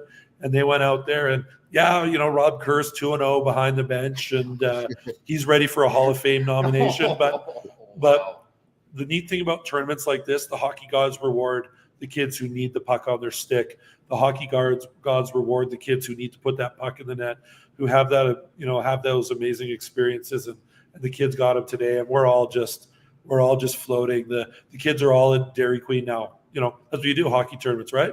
Play 2 games, go eat ice cream. So they're all there doing that, and we're missing out on ice cream. So no better reason to do it. Well, there's so many little things. You talked about experiences that they might not otherwise get. Sometimes it is the little thing like the team meal or even riding on the bus as a team to the rink. Yeah. So let me tell you. So I mentioned Logan, right? So Logan is our oldest player on this trip. And I mentioned he has 2 brothers that play. And an original. Yeah. And he's original superhero. But he said, so you've got 2 buses, right, Kevin? And I said, what are you talking about? He goes, a player's bus and a parent's bus. Because in his brother's hockey, that's what happened. Hadn't even thought of that. So that's what we did. We left all the parents behind at the hotel. The coaches and kids rode on the bus, left the parents at their hotel, and the bus came back and got them. 100 little things that we never think of till the players mention it to us. And it's so impactful for him. He's almost 21 years old, and he got to ride a player's bus for the first time. So many players take that for granted, and so many people, there might be the odd person listening going, why does that matter? Well, if you had seen Logan sitting on the bus with just his teammates and his coaches riding the bus, it meant that he was just the same as his 2 brothers. And the Down syndrome didn't define him. What defined him was that he had the C on his jersey going out and leading the team out onto the ice. I mean, that's what this is all about, right? And he's sitting right up front. Like, he's established himself in the front row. That's where the captain for that game was going to sit. Just to piggyback off what my buddy said, we had 3 parents come to us this morning and go, they're not sure. They want me on the bus. Is it okay if I come on the bus? And we went and talked to the players, and the players said they were okay. So we were able to disconnect that connection and allow player to be player, parent to be parent. We got a great photo. Like, the bus was one thing, but the parents sitting outside in the rain watching the bus, it was right out of Slapshot. Like, we were going to take, sledgehammers and start banging it, make it look mean, right? Like, it was, Bussy gave it 2 big honks when we left and everything. It was perfect. It was really perfect. So you have Ottawa Senator, former Calgary Hitmen captain Mark Kastelik coming to read the lineups. You also got a pretty big assist from the Calgary Wranglers captain Brett Sutter. We sure did. So as you can imagine, for so many reasons, the Sutter family and superheroes go hand in hand. They were actually our very first funder when this was just an idea, right? And Daryl has hosted kids at games. Chris Sutter's our captain, hangs out with players all the time. And when Brett was playing his 1,000th game, the HL, the Flames told him they were giving him $10,000 to donate to a charity. And he knew our kids were going on this trip. And he said, let's make sure everybody goes and has a great time. So he helped subsidize the cost of getting everybody out there. And the kids know that. They all know the story. They all know Brett. They all know that he wanted them to be there and that the Sutter family was rooting for him and all that. And so it really made it possible for us to make this a special experience for the kids. Have the bus instead of parents, getting a rental car and doing their own thing. Stay in the same hotel, have team meals together, do all those sorts of things that, like you said, make trips special and make people remember them for the rest of their lives. The kids and families will remember for the rest of their lives the first one. The first one's always the most special one. And without Brett and without the Flames Foundation and the Wranglers, I don't know if we'd be here, to be honest with you. So it's been really, really powerful. Is it? I mean, you mentioned this is an experience they'll remember for the rest of their life. Is that ultimately the goal? Is that the most important thing, that they just leave with something that is deeply meaningful and that they'll remember forever? You know what, Danny? The best way I can put it is we had 15 kids out there today who all live with different disabilities. There wasn't a disabled player on the ice today. They were just hockey players. All that other stuff, all the other identifiers, all the other labels, all the other things, that kind of stuff that maybe they live with during the week, or as parents, they're the parent of a child with special needs, all that language, it was gone. What walked into the rink was 8 teams of hockey players, proud of their jerseys, proud of their teams, proud of their coaches. They're all playing together, and everything else was gone. And that is the objective. Events like these are equalizers. Events like these put everybody in the same place. Our kids think there's no difference between them and Mark Kastelik. He plays hockey. I play hockey.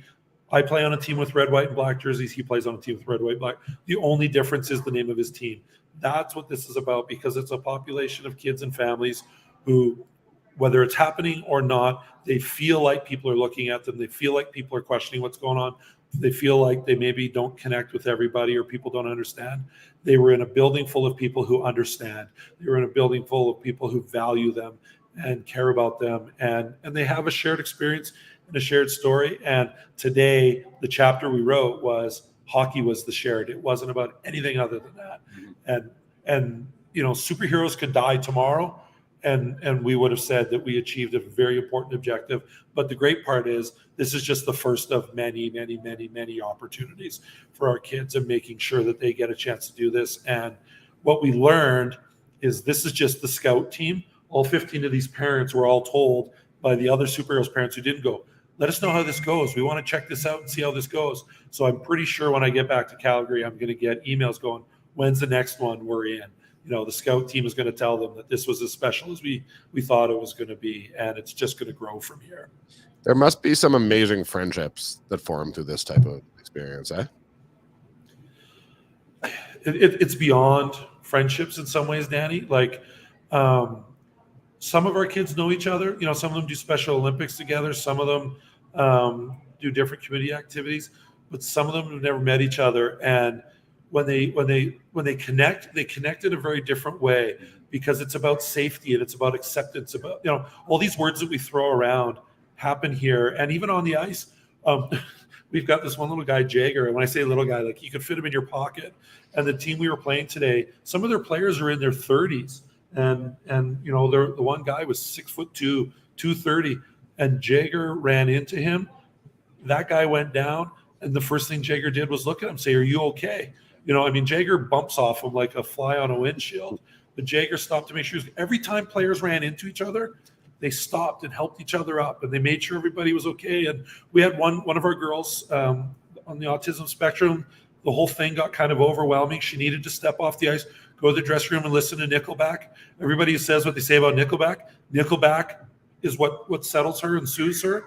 But one of the players from another team, a young man with Down syndrome, not even very verbal, he came up to me and said, "Is she okay?" Yeah. And I said, "Yeah, she's going to be okay." And that is the empathy that exists within this community, and that is the level of caring. So, yeah, they made friends, but they also it's beyond that. It's genuine and it's truthful and all that kind of stuff. And the beauty of this population, there's not a lot of fluff. There's not a lot of. This is a podcast where we can swear, right? Absolutely. There's not a lot of bullshit to it. None. They have their sniffer about. And Cami, you've been around these kids. You know they sniff you out right away if you're good or not, if you're caring or not, if you're real or not, if you're genuine. And it's beautiful to watch these kids do it with each other, and it's beautiful to watch the parents let the kids do it. One of our coaches with us, he looked at me, he goes, "This stuff makes me want to be a better person." And this is the guy that founded Heroes 25 years ago and has made all, and he's going, "I got to be a better person." You know, like this is what it does to people, right? Just the changes you see in the kids too, and what it just shows you what sport can do for a person. Danny, the first time I ever covered superheroes, I was interviewing some of the kids, and like interviewing kids is just generally kind of tough. And there's this Noah the goalie wanted nothing to do with me. That's why I'm looking over my shoulder. He's supposed to pop in at some point.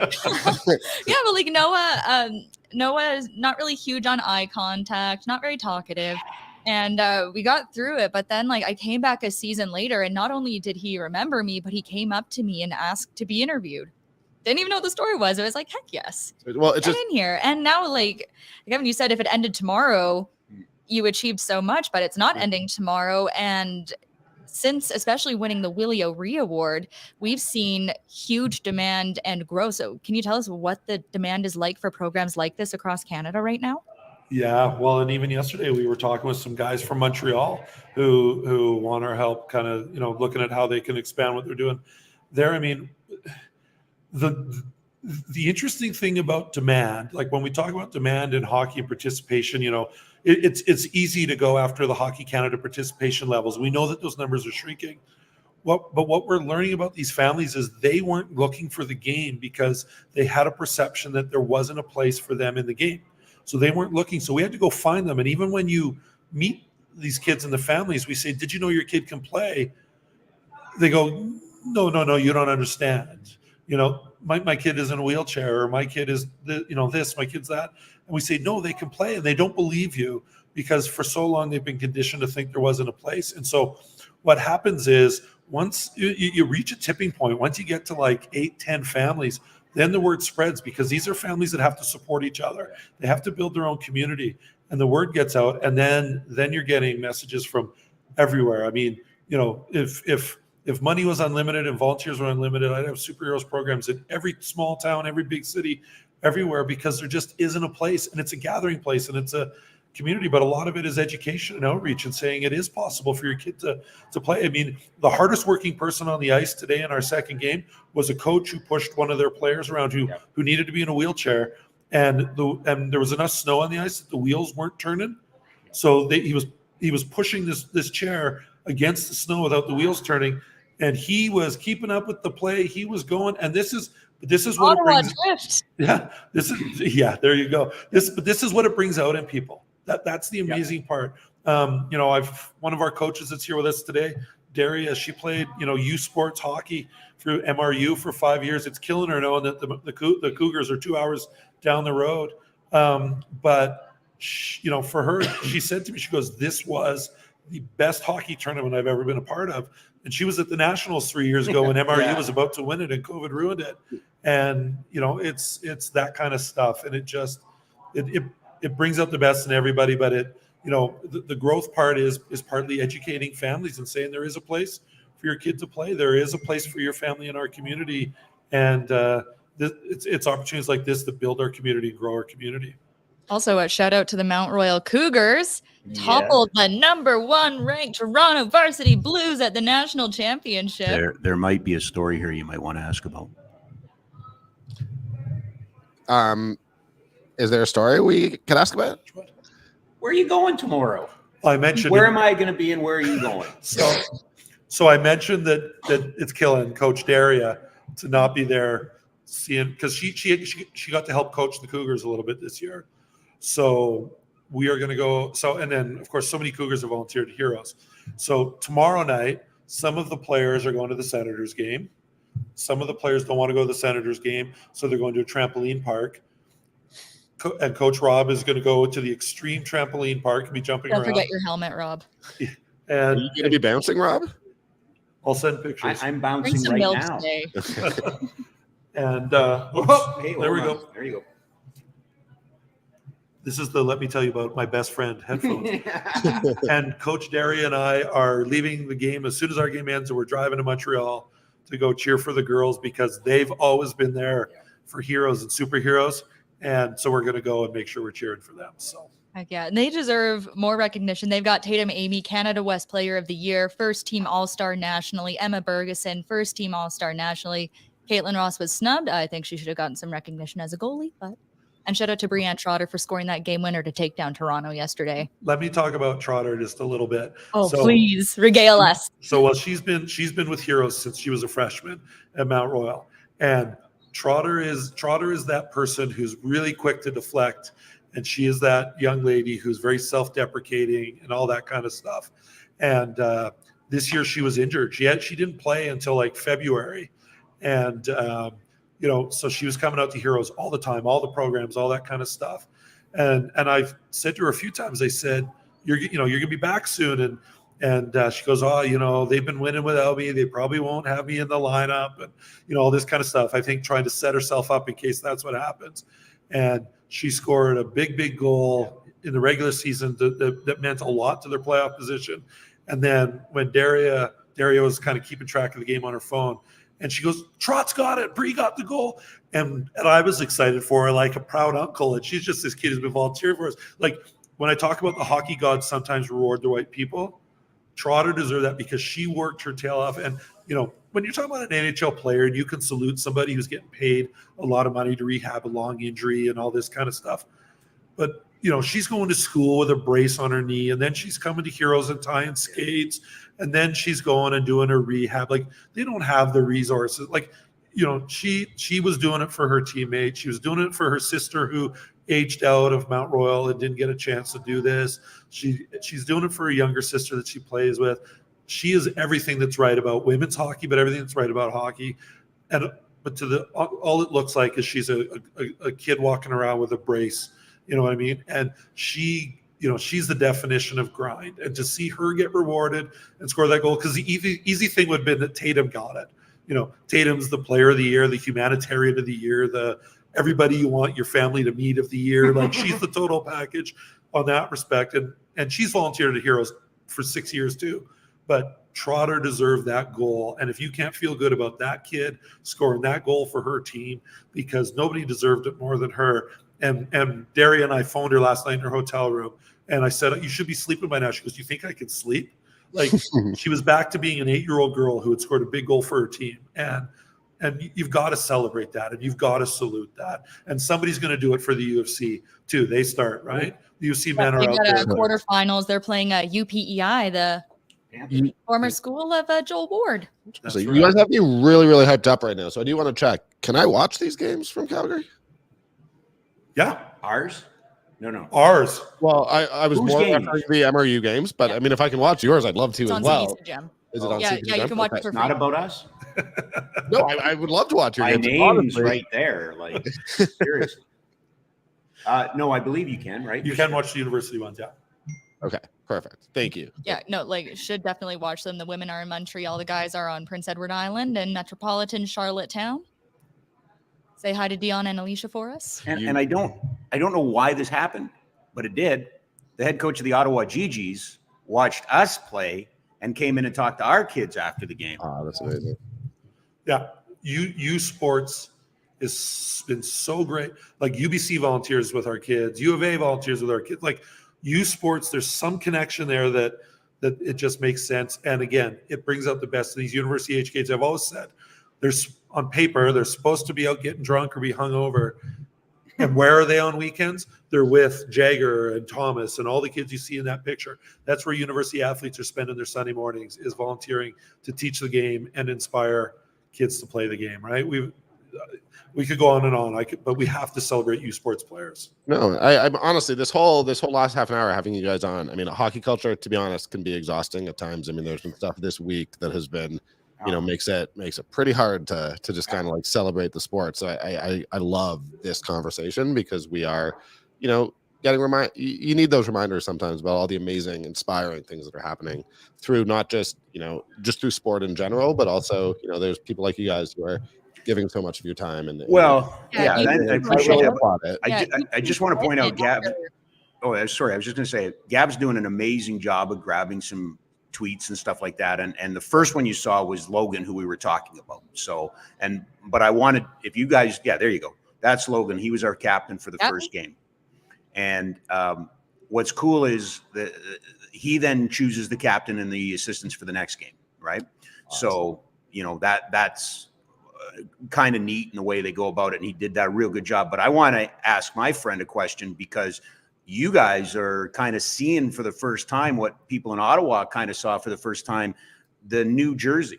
And right. Kev, let's talk about that and tell everybody about that jersey, because we wore it for the first time. Yeah. So, Danny, to your point about hockey culture and all that kind of stuff, one of the frustrations for me over time is there's a whole lot of people that will talk about it and will criticize what's not being done right, but we got to start doing stuff. There needs to be action items. And I think sometimes people get intimidated that they have to be huge. You've got to host a summit, or you've got to be the first to do this or whatever.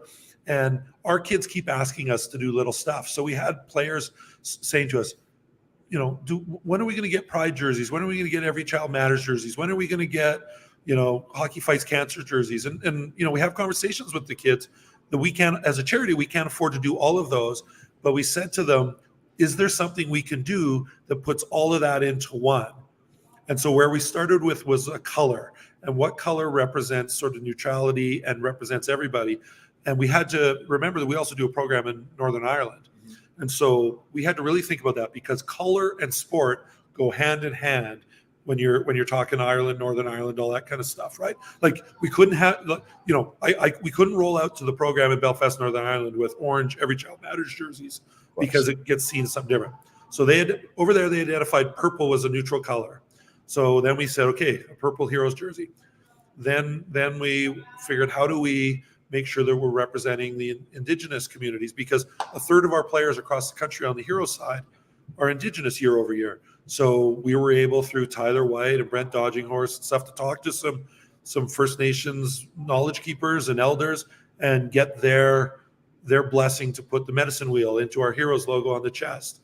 And then we worked with the guys from Pride Tape, and we put the Pride colors into the armbands on the jersey. And then we kind of stole an idea from a guy who used to work at the Hitman and was putting together the Good Neighbor jersey, where we wanted to get text embedded into the jersey. Great Neighbor. And so in the body of the jersey, we asked the kids to identify 4 words that were most important to heroes. And it was inclusion, acceptance, listening, and understanding. And so those words are ghosted into the jersey, but it's in all 6 of the most commonly spoken languages for our players. So French, English, Gaelic, because we're in Ireland, Punjabi, Mandarin, and Arabic. But then we wanted a statement piece, and the guys at Pride Tape said that they've been trying to encourage the NHL with those warm-up jerseys to put, instead of the player's name and number, put every for the name and then the jersey number 1. So it read everyone. And the NHL wasn't able to do that. So I'm a good thief. I said, done. So the purple jersey on the back says everyone. And it's so powerful. And so today was the kids were proud to wear it. But when it rolled out on the ice, it just looked good, looked right. And I had people that weren't connected to us going, that's the perfect message. Everyone, like, that's it. That's all we need. And so it was really neat for us to see our kids do that. And our kids were proud to be wearing something that sends a message to everybody. There is a place for you in our community. And if there's a place in our community, then that means you're in the hockey community. And it was really a proud moment to see that jersey out there, knowing it was 15, 16, 17-year-old kids from low-income, multi-barrier neighborhoods all over Canada who collectively came together to design the thing. I don't, it's not my place to tell you what's wrong with hockey culture, to say what's lacking. It's the people who are experiencing it. And that's what the kids did. I'm happy to. I mean, I'm blown That away. next wave. Yeah, That next wave, man. Yeah. that's incredible. I'm moved by your description. That's amazing. And it's again, this entire conversation is just inspiring. I'm also curious now, who's going to rep the C next game? Well, so Logan handed it off to Naomi. Naomi and Emily and Ty, and I'm missing one more. Oh, and Easton were our leadership group. So tomorrow morning, Naomi and her leadership group will hand it off to the next group, and they'll get the opportunity to represent. Speaking of Noah, the goalie. Is Noah the goalie here? Ladies and gentlemen, the legend. You coming in? Noah. Come on. Come say hi. Here he comes. The legendary Noah the goalie. Right in between us, pal. Right in between us. Right here. Come here. Okay. Can you say hi to Danny and hi to How you Cami? doing? I know. Cami wants to know how you're doing. You're good? How did your game go? Did you win? Did you have fun? Yes, he had fun. They just came now, again, as Kevin mentioned, this is a hockey tournament. They just came back from McDonald's. So you can understand why we don't get full attention. What you missed Noah say is, when said, did you have fun? He said, I did, and my grandma watched. His grandma flew in from London to watch him play. So Sweet. he was excited to perform for her and play for her. How is Sam doing? Our multi-sport athlete. I saw we had a picture of her up a little bit earlier. Who is that, Sammy?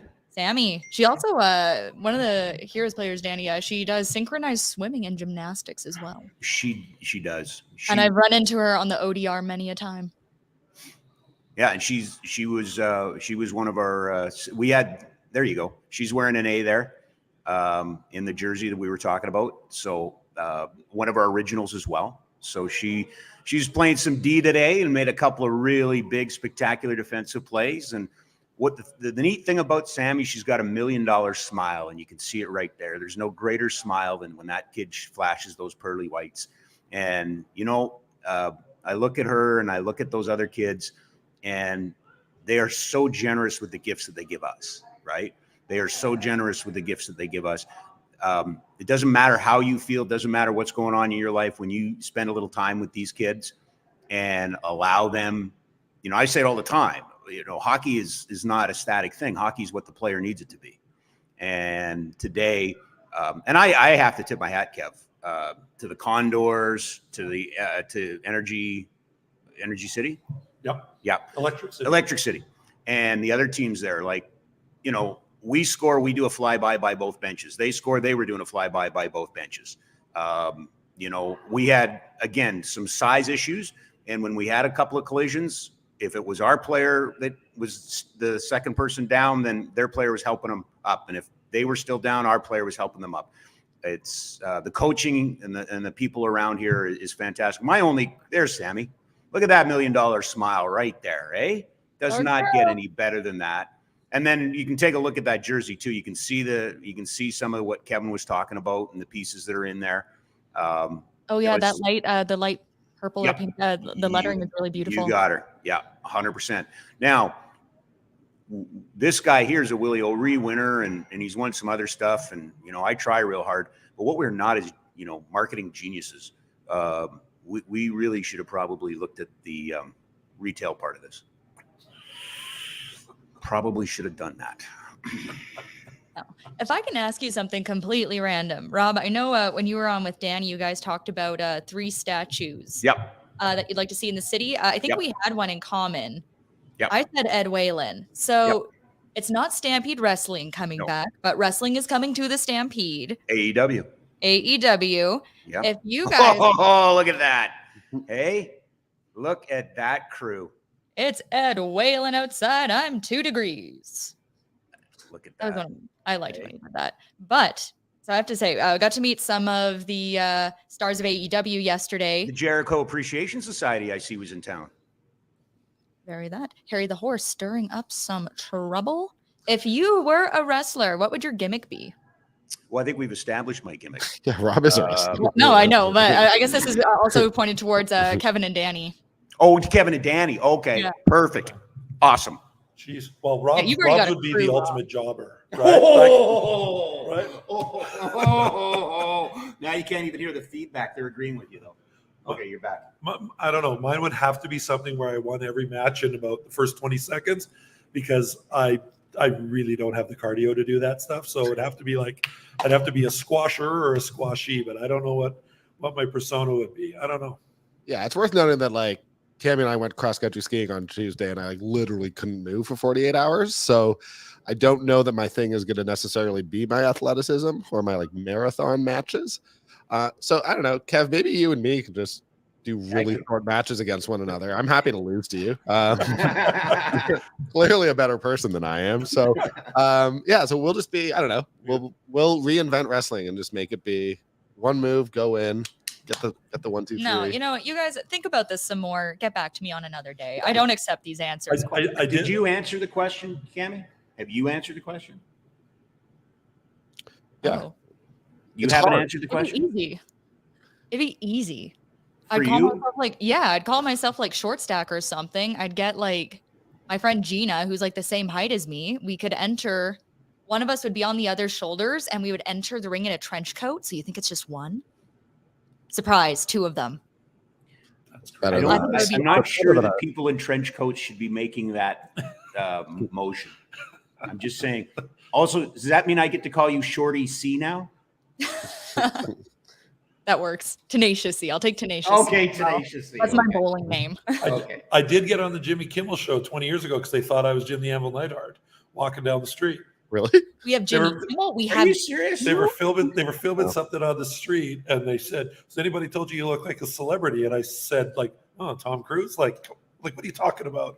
And they said, "Oh, we're filming this thing, and people that look like, people that Jimmy, will you film this thing?" And next thing I know, I'm on this video thing with Jimmy Kimmel, and they're going, "What celebrity or what celebrity does he look like that you're a fan of?" And Kimmel goes, "Jim the Anvil Neidhart." And the one person goes, "We thought it was him," and Kimmel goes, "That's not Jim the Neidhart." Like, but anyway, so I got made fun of on that. So that's my closest association to wrestling. That's amazing. Yeah, it's unreal. I mean, I was in GQ, as Cami referenced. I don't know if I've told that story ever, but I'm sorry. What's little GQ? known fact. GQ magazine, because I am a fan of the TV show Emily in Paris on Netflix. And they wanted to do an article on straight men who love Emily in Paris. So I was interviewed for it. And yeah, I mean, it's sort of my claim to fame at this point. No photo, but yeah, I mean, it's not quite as Yet. cool as being on Jimmy Kimmel, but No. yeah, just since Cami referenced it, I thought I'd let everyone watching know that I was in GQ. So fashionable man over here. I think a lot of the Buffalo Sabres are into Emily in Paris. I think a lot of people are into Emily in Paris. It's a really good show. Does it make me old to say I don't know what show you're talking about? It's about a girl named Emily, and she's in Paris. Are That's there any hobbits? no, they're not hobbits. Okay. Yeah, See, no, Rob, if there were hobbits, it'd be much more up my alley. Oh, I'd be there. Does Emily go to Yellowstone? Like, Yeah, does Emily go to Oh, Yellowstone? no. I don't get Yellowstone. No chance that Emmy, what's her name? Emily? Emily. There's Yeah. no chance that Emily's fighting like zombies in Paris or anything. No, she mostly just gets in marketing, like it solves marketing issues, and then hooks up with attractive men. There's not really much more to the show than that, but I mean, I don't know. If you ever need something to do, I recommend to my entire audience to watch it. It's really good. Okay. It's by the writer of Sex and the City, I believe. I don't know. There's just something about a young woman meandering around Paris that gets me. We should move on. Oh, right there. I see. Emily in Paris is for the dude. Is it Emily in Paris, or is it supposed to be like Emily in Paris? Oh, You'd think. I think it's Emily in Paris. Okay, I don't know. I've never Oh. watched It is, I am in that article at Hmm. the very bottom. but no photo. No, it was disappointing. Did you submit one and then they just didn't use it? No. I just thought they'd go to my Instagram. Anyways, let's move on from that part of the conversation. Sports. Yeah, I don't know. I just in general, guys, this has been awesome. And how many more games you guys have? 2 tomorrow, 9 a.m., 1 p.m. All right, and you guys you're 2-0 so far. Is that what I'm hearing? Rob Kerr's so I'm not on the bench. Rob Kerr's coaching record is currently 2-0. He's putting it on the line tomorrow. No losers when you're having fun, Danny. Yeah, that's exactly it. That's exactly it. No, it's a blast. Like it really is. It's tiring and it's exhausting and it's all the fun things that should be. But the smiles and the laughs and the parents and the whole 9 yards. It takes you back. It's awesome. I love to hear it. Well, guys, I think we're probably going to let you go here now. But that's it. I know for a fact that this show goes for at least another 9 minutes. Fair enough. I mean, we can keep going. I'm unaware of what's doing. It's the first time hosting. I figured. Kev, are you a big Roughnecks guy? Sorry, Kevin or Rob? Yeah. Well, both of you. Rob, I assume you're a lacrosse fan. You know who? When you talk about marketing, my 23-year-old daughter has gotten hooked on the Roughnecks since she's got home. She went from not knowing anything about lacrosse to a season ticket holder in 3 months. So there must be something to it. She and her boyfriend took my wife and I to a game one time. I can see why people fall in love with that sport. You're talking about Olympian McKenna Hodgson? Your friend McKenna Hodgson, yeah? Or the uninitiated? Kevin's daughter went to the Olympics. Mm-hmm. Very cool. She got her athleticism somewhere else. It wasn't from me. They have more than 16,000 tickets sold for the St. Patty's game against the Rush tonight. Calgary's second in the West. They're looking pretty good. Pretty good for having just lost one of the best points producers in team history. I'm embarrassed to say that I've still never been to a game. Danny, go. It's fun. You get to yell. There's music. If you listen to the Monday version of this program, Mike Board, the general manager of the Roughnecks, was on. I mean, I assume he basically said what Cami is also saying, which, hey, this team's pretty good and worth paying attention to. No. No. Bordy, you know what general managers are like. Actually, Bordy and I spent more time talking because he was the original guy behind CalgaryFlames.com. He was the original hire. So, and my favorite Mike Board story is in 2007 when Rogers and the Flames did a new deal. He was a little cranky because Rogers took the video rights to highlights. And I'm like, what does it matter? But, all these years later, like Bordy saw it way back 20 years ago, the value of the highlight and the value of what it could turn into. And he's a great guy in so many ways, but it's lots of fun to talk. He was just so far ahead on so many things. And now he's what it's like to cross over from our business to actually, running a team. Like that's the unicorn. Who does that? I didn't even know it was an option. Oh yeah. If someone former beat writer of the Calgary Flames. Huh. Yeah. I don't think anyone should really let me run a team, if I'm being honest with you. I just wouldn't advise that. They would be very well dressed. Yeah. My fantasy teams are horrible. Mine so, too. yeah. See, I actually have a pretty good fantasy team. A couple years ago, my mom's coworkers invited her to their league, mostly I think it was to pad the pot because she follows the Flames and that's about it. And she kept on I drafted a team for her. She kept this is 2 seasons ago. She kept benching John Tavares for Andrew Mangiapane, and she just kept saying she could feel it. It was going to be good.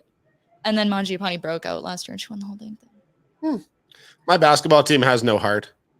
I did a really good job drafting them, but I just couldn't predict that they were just going to be lazy and not work as hard as they need to. So it's not my fault I'm in 6th place. It's theirs. Yeah. Well, you know how sports works, right? When players are successful, it's because they stuck with the system. When players are unsuccessful, it's because it's a problem with them. So you, as management, you get to blame it on the players. That's the thing. I do. I accept no responsibility for anything that has ever happened in any of my fantasy sports leagues. I'm just going to stick with hockey here, but at what level do players have to stop playing fantasy hockey? Aren't they allowed to play? NHLers not allowed to play NHL fantasy? I don't know. Like, would you draft yourself? I mean, I wouldn't Would draft you be? me, Would your but teammates be offended if you didn't draft them? I don't know. Do you guys know? I would never draft myself because it would be a terrible pick. But like, yeah, I think I assume that they play Gavin's fantasy. chiming in. You can do it if it's a free league. I don't think you can, and he's right. NFL players do it all the time, right? Yeah. Because like I know that Flames have their football league, but I think the one, and Cami and Kevin can probably speak to this, junior hockey players and the NHL, whatever game, 23, 22 or whatever, are notorious for playing as themselves. Yes.